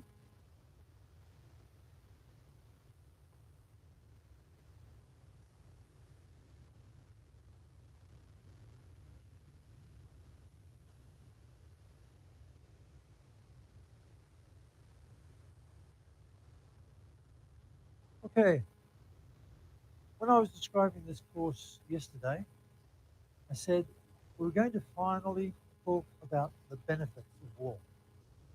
But I did say that I didn't want this to be an advertisement for wool.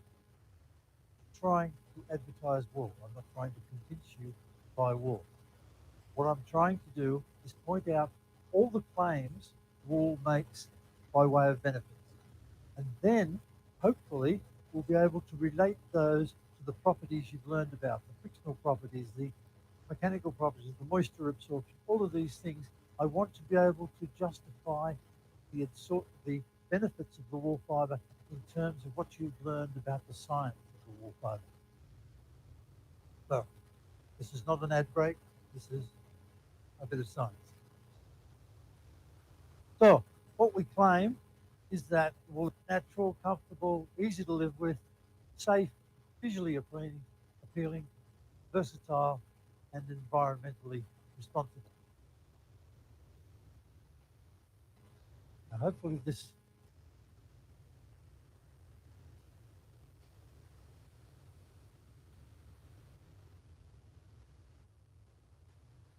well, don't worry too much, that is a bit of advertising.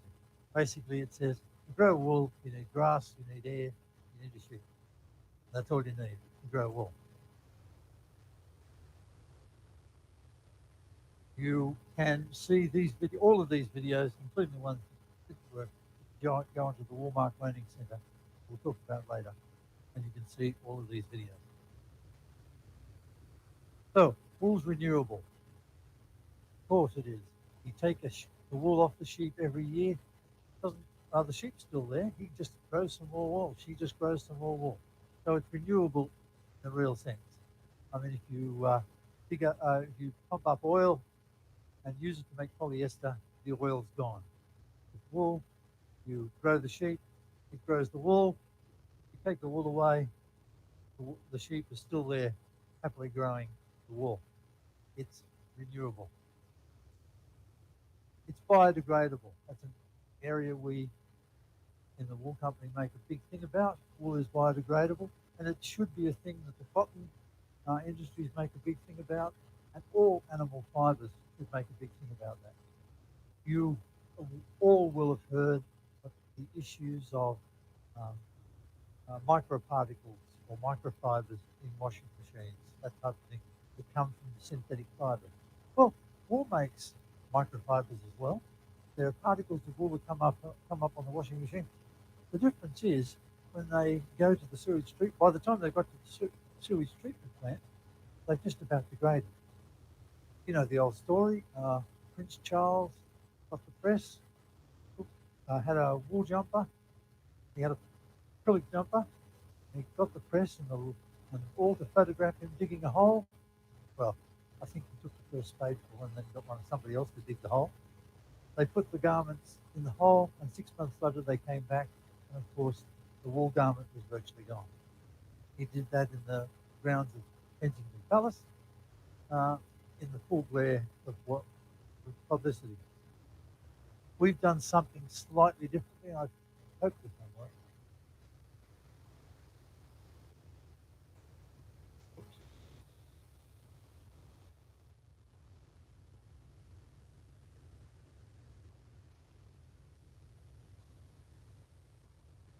Okay, this was one some work done in New Zealand. Was funded by Australian Wool Innovation. Basically, they did approach this thing in a much more scientific way than Prince Charles. They took a whole range of wool fabrics and other fabrics and layered them in the soil under more controlled conditions, in between sheets of gauze and that type of thing, so the microbes could get at them.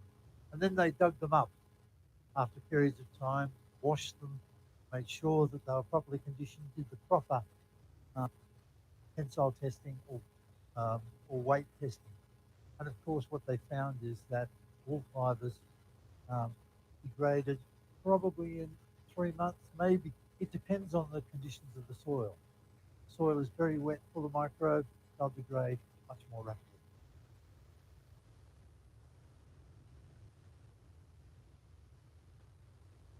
So that's the sort of behavior they were getting. There's the acrylic initially, before the experiment was done. After 3 months, 100% wool, but you can see by 6 months, the wool is almost completely degraded. And you can do that yourself with your wool garment, put it in your garden at the back, it'll degrade quite happily. And moreover, it'll act as a fertilizer because it contains nitrogen. So wool is natural, biodegradable. There are our claims. That's the first of our claims.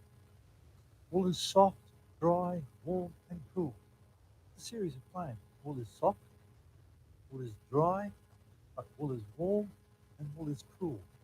How can you make claims like it's warm and it's cool? It's because wool can regulate moisture, and regulate body temperature. And those three things are what define comfort for a wearer. I don't know how many of you go on hikes, that type of thing. If you get all wet and soggy, you're riding your bike, you get all wet and soggy, you're not comfortable. The ability to control that moisture is important for comfort. Now, we talked about soft. On this picture is the difference between broad wool and fine wool. And I think I discussed it earlier. Once the wool is more than 30 microns, yes, it can cause prickles. But you wouldn't use that wool for a next to skin garment. You'd use it for a pullover or something like that. If you want to have a next to skin garment, use a fine wool, fine fibers that bend and don't cause you prickles. And of course, the distribution of the fibers is important. You don't want a lot of fibers more than 30 microns. It's comfortable because it absorbs moisture. Again, you're outside, you're playing, you're starting to sweat. Initially, at least until the wool is saturated, it will absorb moisture, take it away from the body, making you feel comfortable. Cotton will do the same thing, only not this well. Polyester will hardly do it at all. Polypropylene will just let you get wet. The one I'd love to do some trials on is acrylic. Acrylic will absorb more moisture wet to dry than wool. Really interesting to compare the comfort of a wool, a wool viscose, not acrylic, a wool viscose blend with that of a pure wool blend.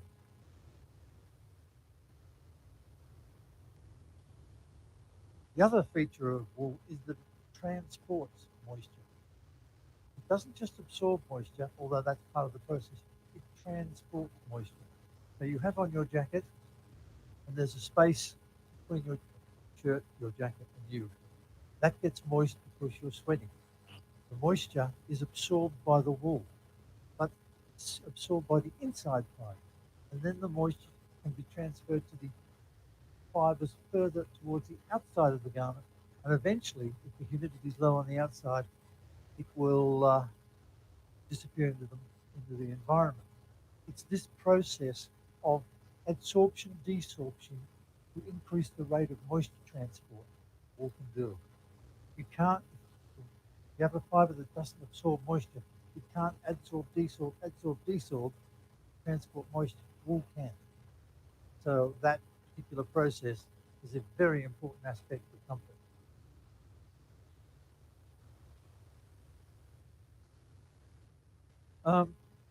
We talked about this before, and I said wool's warm.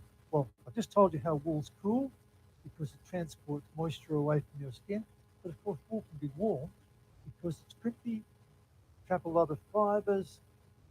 So in the garment that are designed to keep you warm, it's very effective. Other fibers have emulated wool in that they've used their packing materials for winter weight or keep you warm type garment by putting crimp in the fibre. That works well for warm. It doesn't work very well for dry. Because if you start to sweat, you're skiing, got to the bottom of the hill and you have to walk up the top of the hill and you'll be sweating. Now, going down, you wanted something to really keep you warm. Coming back up, you need something to keep you dry because you're going to start sweating. And the polyester packing inside your ski jacket will not absorb moisture. The wool will. So it'll keep you dry. And if it keeps you dry in a cold environment like this, it keeps you warm. In the old days, push bike riders, the racers, used to wear wool all the time because they'd be going up the hill sweating like crazy, get to the top of the hill and down they go the other side, where there's a big wind chill factor and a lot of water evaporation. Well, the wool was able to protect them from that much more than synthetic fibre.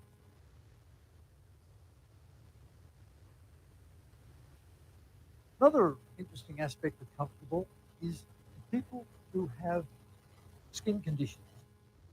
We did some research where we did work with doctors with children who had atopic eczema. It's a rash that forms on the skin. It's really unpleasant. Crack. It's normally red and itchy, but it can crack and bleed. It's quite distressing for some children. And the typical way of treating this is to put a sleeve of cotton around so the garment protects the arm. We decided to have a look at what wool would do in this situation. Of course, they used fine wool. We don't want to induce any prickle. They used fine wool sleeves and found that, you can see that over a period of weeks, and this was done under control conditions using doctors to make all these. It's not a guess experiment, it's a scientifically run experiment. The amount of, or the severity of the eczema was reduced. Now, just to be sure it was a controlled effect, they then put the cotton sleeves back on, the garment went back to where it was. And the theory on this was that wool could transport moisture to this dry, cracked skin or away more easily than cotton and acted more like an artificial skin, so that the moisture transport in and out by the wool gave them some relief in terms of the eczema.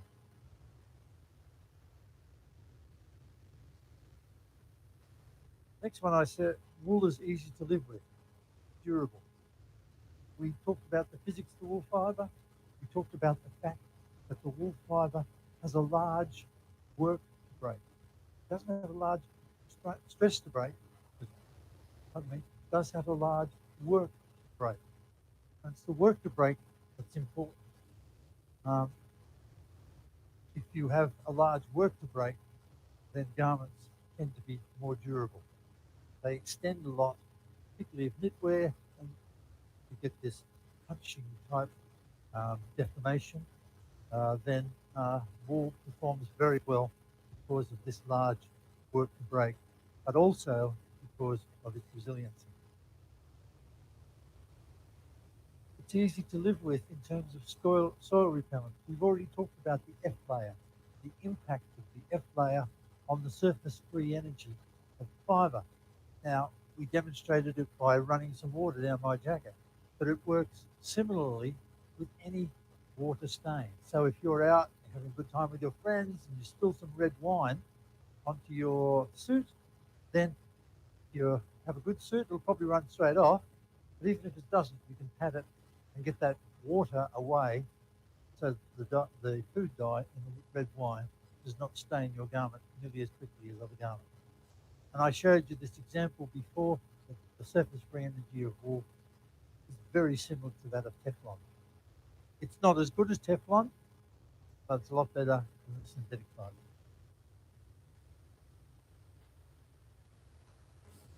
An interesting one for you. We'll go back to the chemistry of the fiber.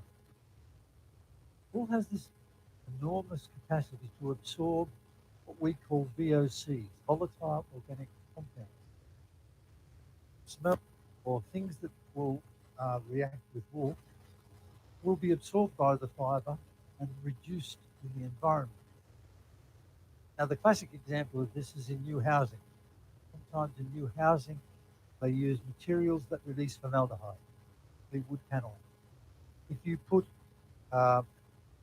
wool into that room containing formaldehyde released from the wood paneling, the amount of formaldehyde drops dramatically. They've demonstrated this with wool carpet. Also, the amount of nitrogen oxide in the room drops if you put wool in the room. So wool carpets clean your room. What's probably more important to individuals like this is that it also absorbs human odor. So you're out playing basketball, you're sweating. Now, the best of will in the world, after a while, you become a bit, shall we say, smelly. This happens less if you're wearing a wool garment. You can sweat more and smell less if you're wearing a wool garment. And this again was done in trials where they compared wool polyester, and they took athletes, made them sweat the garments off and put them in plastic bags, and then asked people to smell those plastic bags. Couldn't have been a great job. And rate the amount of smell. And immediately polyester was pretty bad, where wool didn't.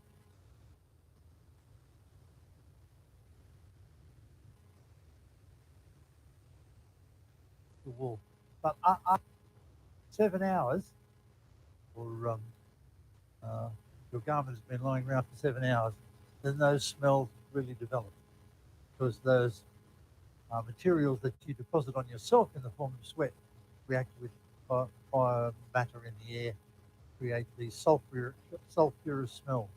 Wool will absorb those sulfur type smells very well.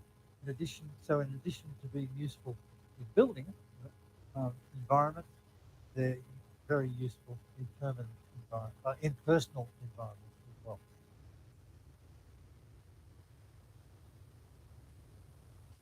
We've talked enough about machine washability, but again, remember that you can buy a garment at any level of machine washability you want.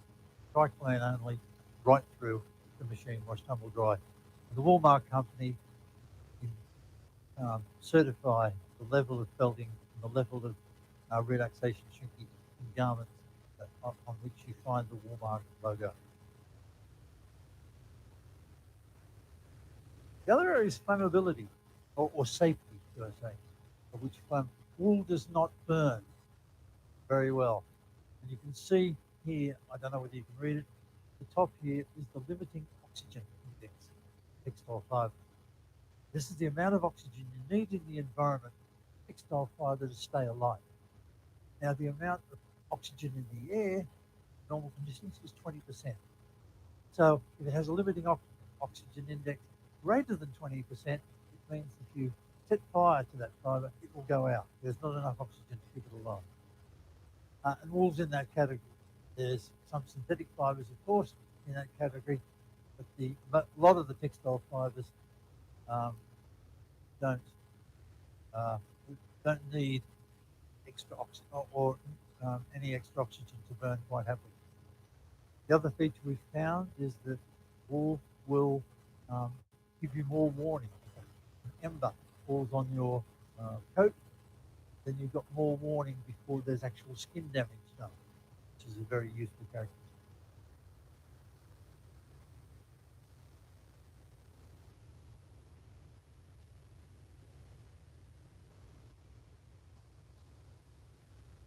Okay, this video won't work, and I apologize. Not exactly sure why it works perfectly well everywhere else. This was a video made where they took a a room, a baby's room actually, filled with curtains, carpets, all the things that occur made of synthetic fibre. And they set fire to the curtains in a way that could easily occur accidentally. And the whole room eventually was ablaze. Then they took the same room, exactly the same environment, with wool curtains, and when the wool curtains were accidentally put near the source of the flame, nothing happened. Basically, the wool curtains did not burn. As a result, the rest of the room did not catch on fire. So that the safety aspect, one of the great advantages of wool, which is why probably your fire services and your military will have some certain parts of the uniform in wool purely for this lack of flammability.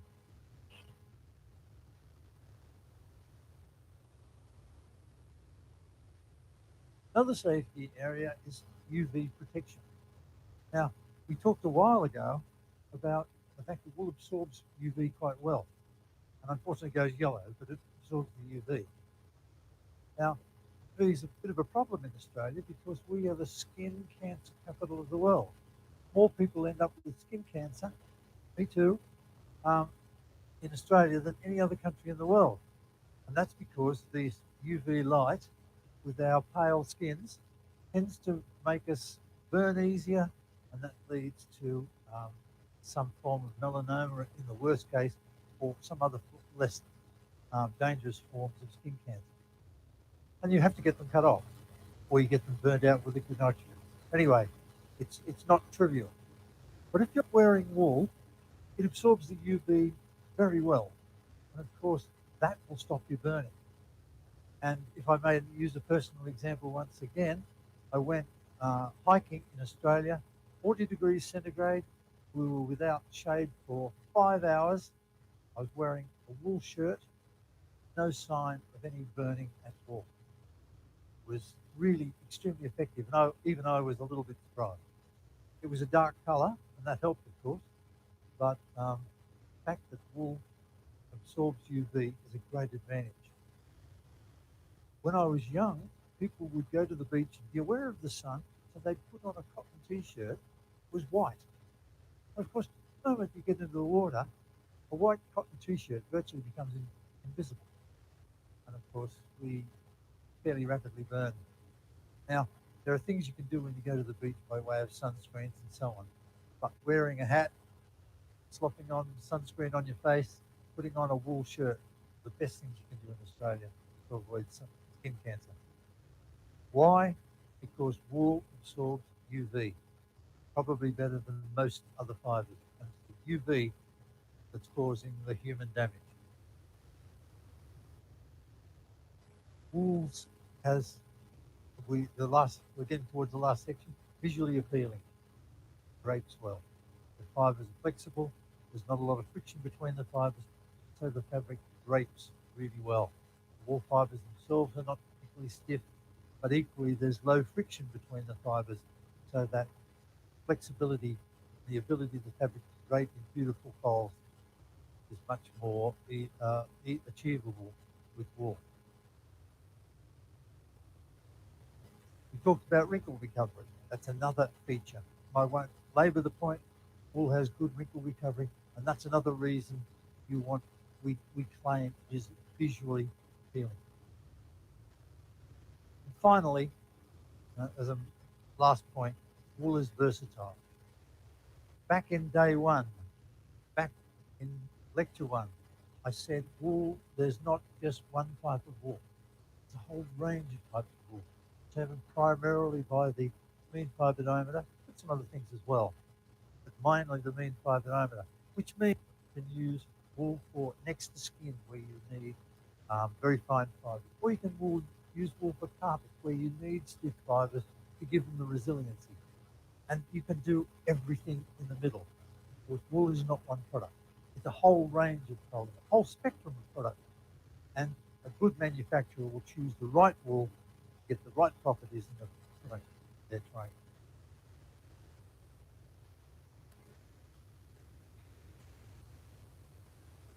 Circular economy, a lot of press about the circular economy. All I've told you you must recognise that wool can be part of that circular economy. The fibres can be recovered, or eventually, if it's no longer possible to recover the fibres, you can bury the fibres or put them in the tip and they'll just disappear. It's not like they're there for 1,000 years, or if you put it in the ground, it's only a few months. But remembering there's many ways to circulate wool fibres. Circulate the garments, recover the fibres, and that's a big industry. I visited a manufacturer recently who was recovering wool fibres. So it's really part of the circular economy. And basically, there's a lot of talk about wool footprint, the CO2 footprint, the water footprint, that sort of thing. Wool. And all these have been now intensively studied by AWE to ensure that there is correct data on the footprint that wool has right from the production stage, end of life.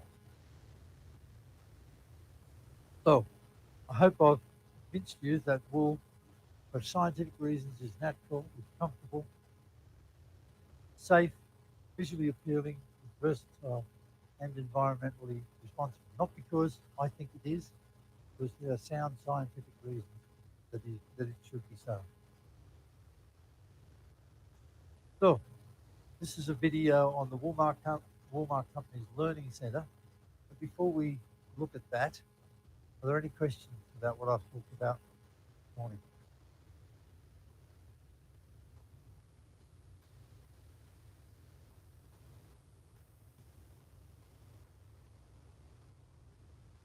Well, the first question I would have thought was, how do I access this information? Well, we have two ways of accessing this information. We have a thing called the Woolmark Learning Centre, which if this video works, I'll be very happy. But my colleague, Padmaja, will talk to you about the Woolmark Learning Centre. Secondly, we have resources for wool educators, which we have made available to the teaching staff here. So if you want to go off and learn about this stuff some more online, terrific. We'd be more than happy to assist you. It's online, part of the Woolmark Learning Centre. But I'm sure, and in fact what is happening here is that Dr. Gayal is using part of these courses for his teaching program, and we'll provide him with any extra materials that he requires to expand that program. So, see if I can run this video. If I can't run it, maybe you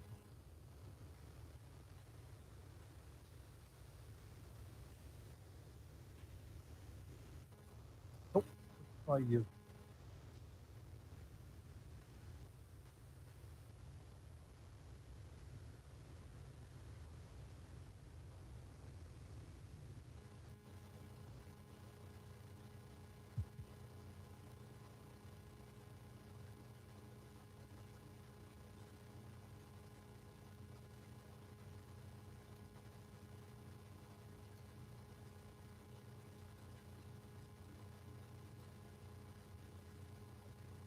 Okay. Somebody's work. This is good.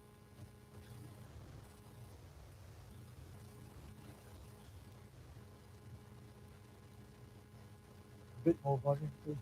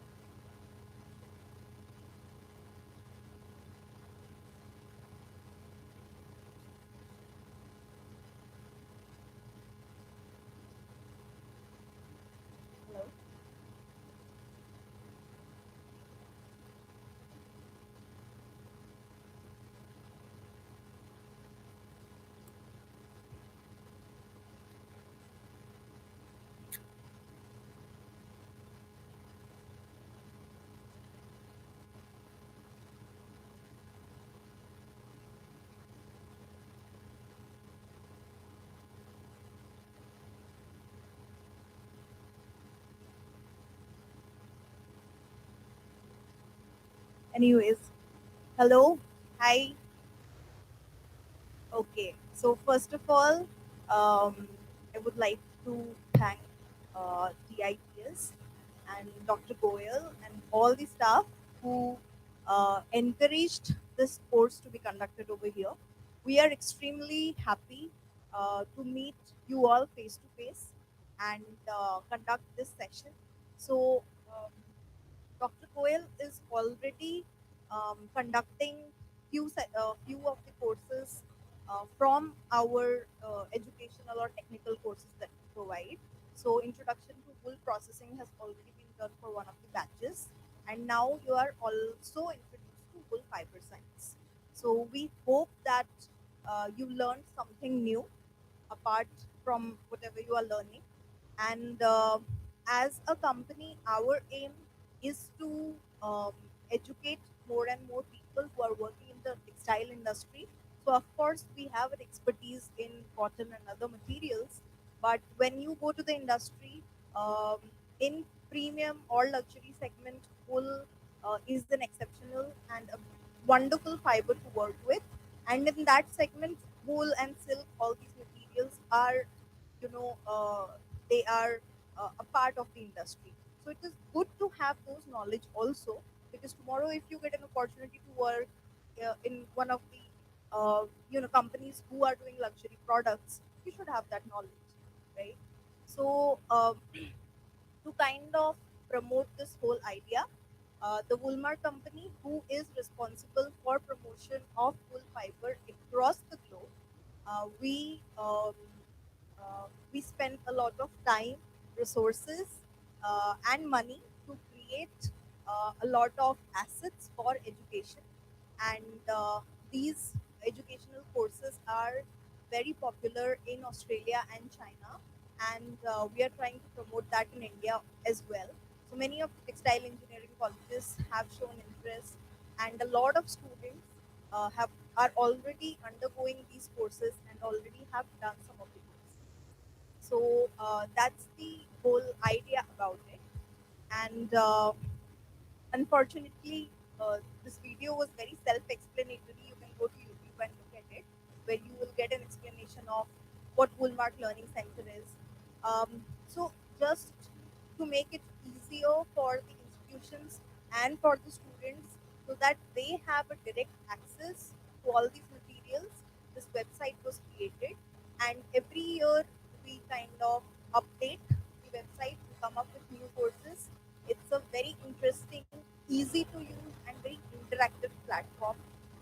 So time, uh, whenever you have free time, you can easily access this website. The best part is it is free of cost, and you will get to do a lot of certifications over here. So I'll just quickly show you how it is accessed.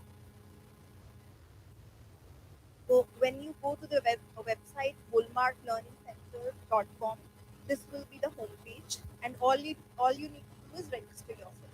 When you register, you will get a login ID and password, and for your entire life, you can use that login ID and password to access all these courses that is available in this website. So this is the homepage, and when you scroll down, you will be able to see what are the programs that are available.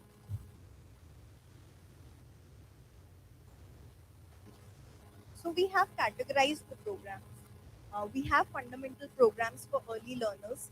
Students from first year, second year, they can always start with fundamental programs.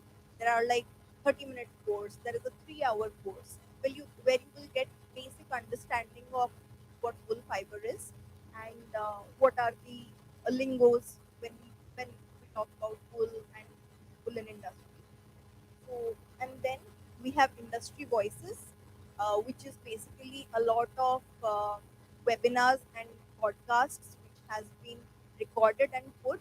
A lot of wool experts from the industry, or people from brand, or people from startups, or designers who have worked with wool and who have done some innovation work or innovative products. So you'll get a lot of ideas by watching these webinars. So these are all. Then, of course, in today's date, one of the most important aspects especially in textile industry, is um, you know the sustainable aspect of it. Um, and we, being a natural fiber organization, we thoroughly believe in it and we promote it. There is a section for sustainability also, and there is a course on sustainability.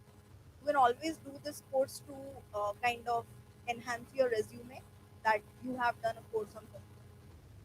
Then, for people who have an inclination towards fashion programs, and I know that there is a department also over here, so you can always go for fashion and design programs. You have one course on woven design, you have one course on knitwear design, and we keep updating with more courses related to design programs also. Each, of course, your area of interest, the science and technology program. You will get to see there are courses already listed over here.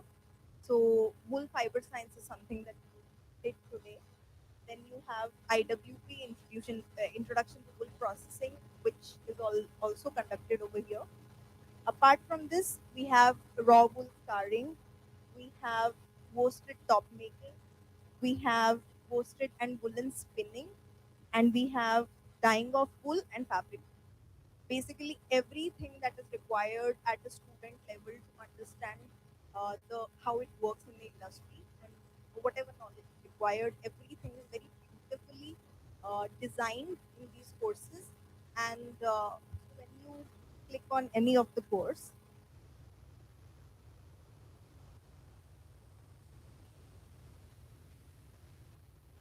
it will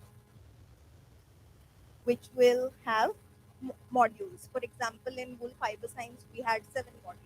So each module will have a certain set of like text with supporting videos, with supporting pictures, and at the end of each module, you will have 2 3 questions also. Easy questions to answer, and then move on to the next module. So when you complete all the modules that are there in any particular course, then you will basically you can avail the certification for this course. So we have a tie-up with Credly, and you can have a Credly badge certified by the Woolmart company, where you will basically have uh, uh, a PDF saying that you have been certified, you have completed this course certified by the Woolmart company, and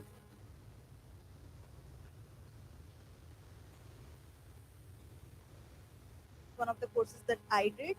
And when you complete all the module, immediately you will get a mail from Credly on your registered email ID. So on your registered email ID, you will get a mail from Credly. There will be a link. When you open that link, again, Credly is also a platform where you can just register yourself.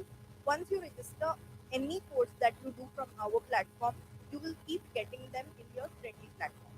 So Credly platform is very interesting because through the Credly platform, you can download the certificate first of all, and second of all, just by clicking one button, you can basically post that certification and post that so and so student from this college has completed this certification on your social media websites, especially on LinkedIn, because that's the platform where you will post these kind of things. So just with one button, you can directly post that you have done the certification course on your page.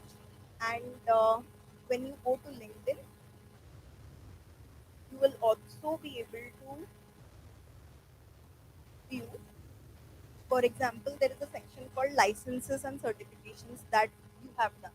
Right. So I have done a couple of LinkedIn courses over here, and I have done Bookmark course also.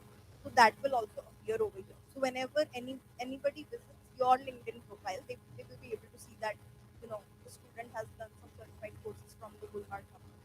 So all of this is basically to enhance your knowledge, to keep you, uh, you know, um, basically one step forward than the others in the industry. When you have like little extra knowledge on something, and to make your portfolio, your resume a little bit heavy. And now moving on with this course, we come, we deliver the course, and then we go. You will basically forget slowly. So let's not do that. We should finish the whole cycle. So once we have completed the course, now I'm sure it's all fresh in your memory. So what you can do is you can go to the online website. You can do the course over there, and when you finish all the modules, it will be very easy for you because just now you have read. So whenever you have free time, do that. Once you have completed, we will be giving out the participation certificates. So right now we can only give you participation certificates. If you want completion certificate, we will have to conduct an exam. So we will give out the material to conduct the exam. And whoever is interested, if there are, a good bunch of students who are interested in the exam, then we will get it conducted over here. If you pass in that exam, then you will get the complete. So there are two, three things that you can do like after this.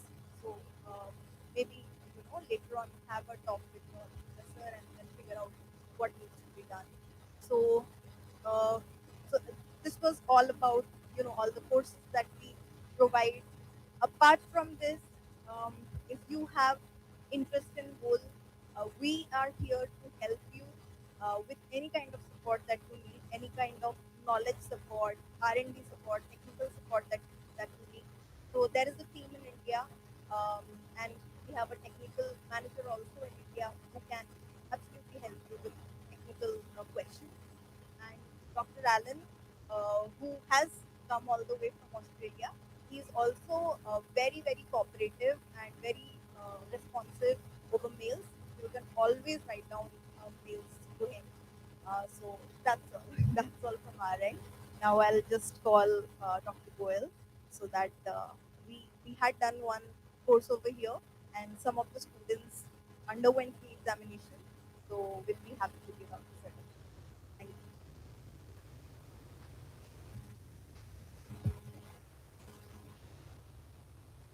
Thank you, Ms. Patrika. So now we will go for the certificate distribution.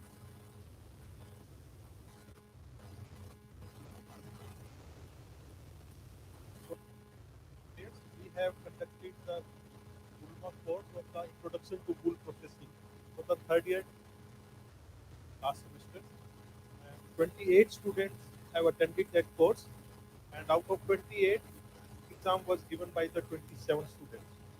And now in that written exam, all the students have cleared the exam because the minimum qualifying marks was to 50.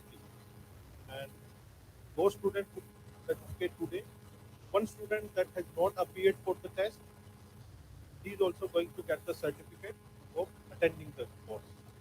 Other the course of completion certificate. So one by one,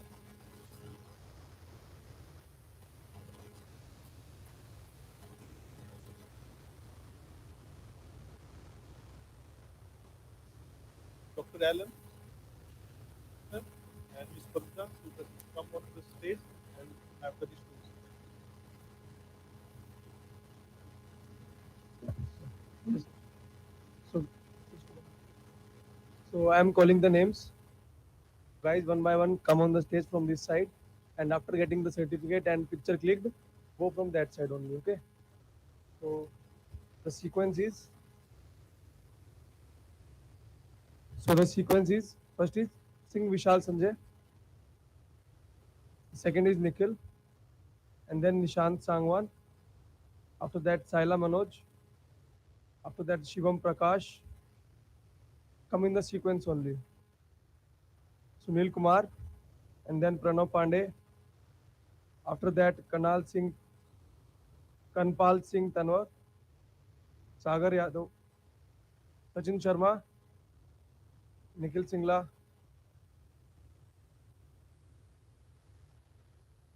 Saurav, Ritik Rara, Shabir Ahmed, Kashish,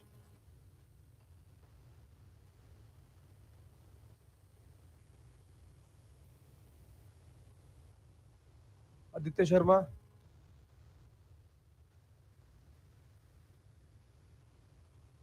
I am calling upon names again. Singh Vishal Sanjay, and then Nikhil, then Nishant Sangwan, then Saila Manoj, then Shivam Prakash, then Sunil Kumar, then Pranav Pandey, then Kanpal Singh Tawar, then Sagar Yadav, then Sachin Sharma. After that, Nikhil Singla, then Saurav, then Ritik Rara, then Shabir Ahmed. After that, Kashish, then Aditya Sharma. After that, Jannat, and then K. Jyoti. After that, Mohit, Shivam Sharma, and then Abhinav Rohila. After that, Rohit Shukla, then Abhijit Kumar, and then Amandeep.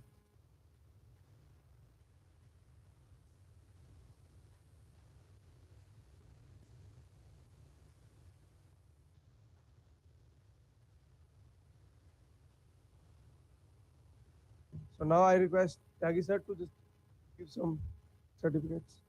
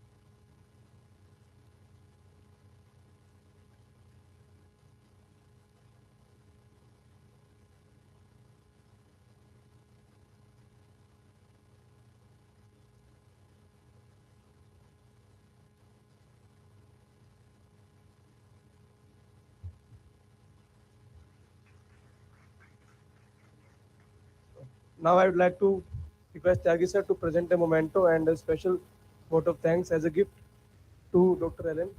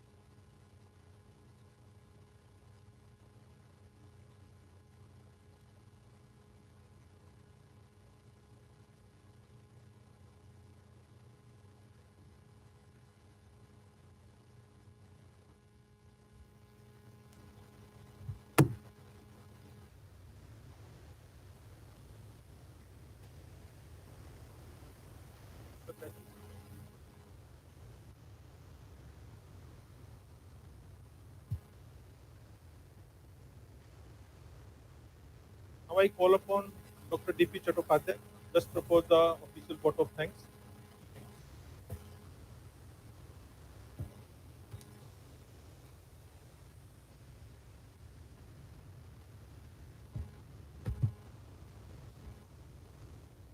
So we have come to the end, and yesterday my friend Professor Dhamija told that half dose has been done.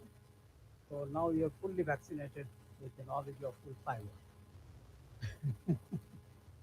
So jokes apart, uh, we have with us for two last 1.5 days, Dr. Dr. Bose, who has come all the way from Australia, and we have had the opportunity to listen to this renowned speaker. He started his lecture from very basics of wool. He took us to the grazing field of sheep in Australia, and then to the wool fiber from its macro to microfiber.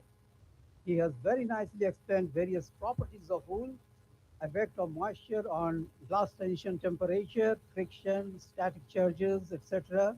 And today, chemical behavior of the fibers. It was very interesting to see some of his physical demonstrations too, like stress relaxation his own last day, and how water slips from his laser to demonstrate the hydrophobic properties of wool. It was fantastic. Such demonstrations made the lecture more interesting, and we all learned a lot from you, sir. Today, he has reduced my academic load by explaining the chemical behavior of wool, various amino acids present in wool, sulfur-sulfur linkage, photo-yellowing, effect of bleaching on photo-yellowing, felting of wool, uses of felting, and how to control this felting by chlorine Harcoset process, enzyme process, plasma treatment, all these things he has explained very well. So it was a fantastic, wonderful presentation, sir. And I fall short of words to express my thanks to you. On behalf of our institute, I would like to extend our heartfelt gratitude to our esteemed guest, Dr. Alan D. Booth. Thank you so much, sir, for sharing your time, experience, and knowledge with us. I request you to spare some time in future for our students, if possible. Ms. Padmoja, Trade and Education Coordinator at the Woolmark Company, has been doing fantastic job in India, is coordinating various textile institutes with the wool company. And it is because of her efforts, it has been possible to organize this program here. She has been traveling to various places in India and managing the programs efficiently, as I am told. We are highly thankful to you, madam. She has explained all the courses that they are having, the different modules that also she has explained well. So now coming to our internal team, I would like to express my sincere thanks to our director, Professor G.K. Taggi. Without his blessings, it would have not been possible to manage this show. Thank you, Professor Dhamija, Dr. Goel, and the entire team for organizing this lecture. Thanks to all HODs, excluding me, and faculty members. Thank you, students, for your patience listening, and thanks to our technical team. I would like to end by thanking all of you who have directly or indirectly helped organize this program.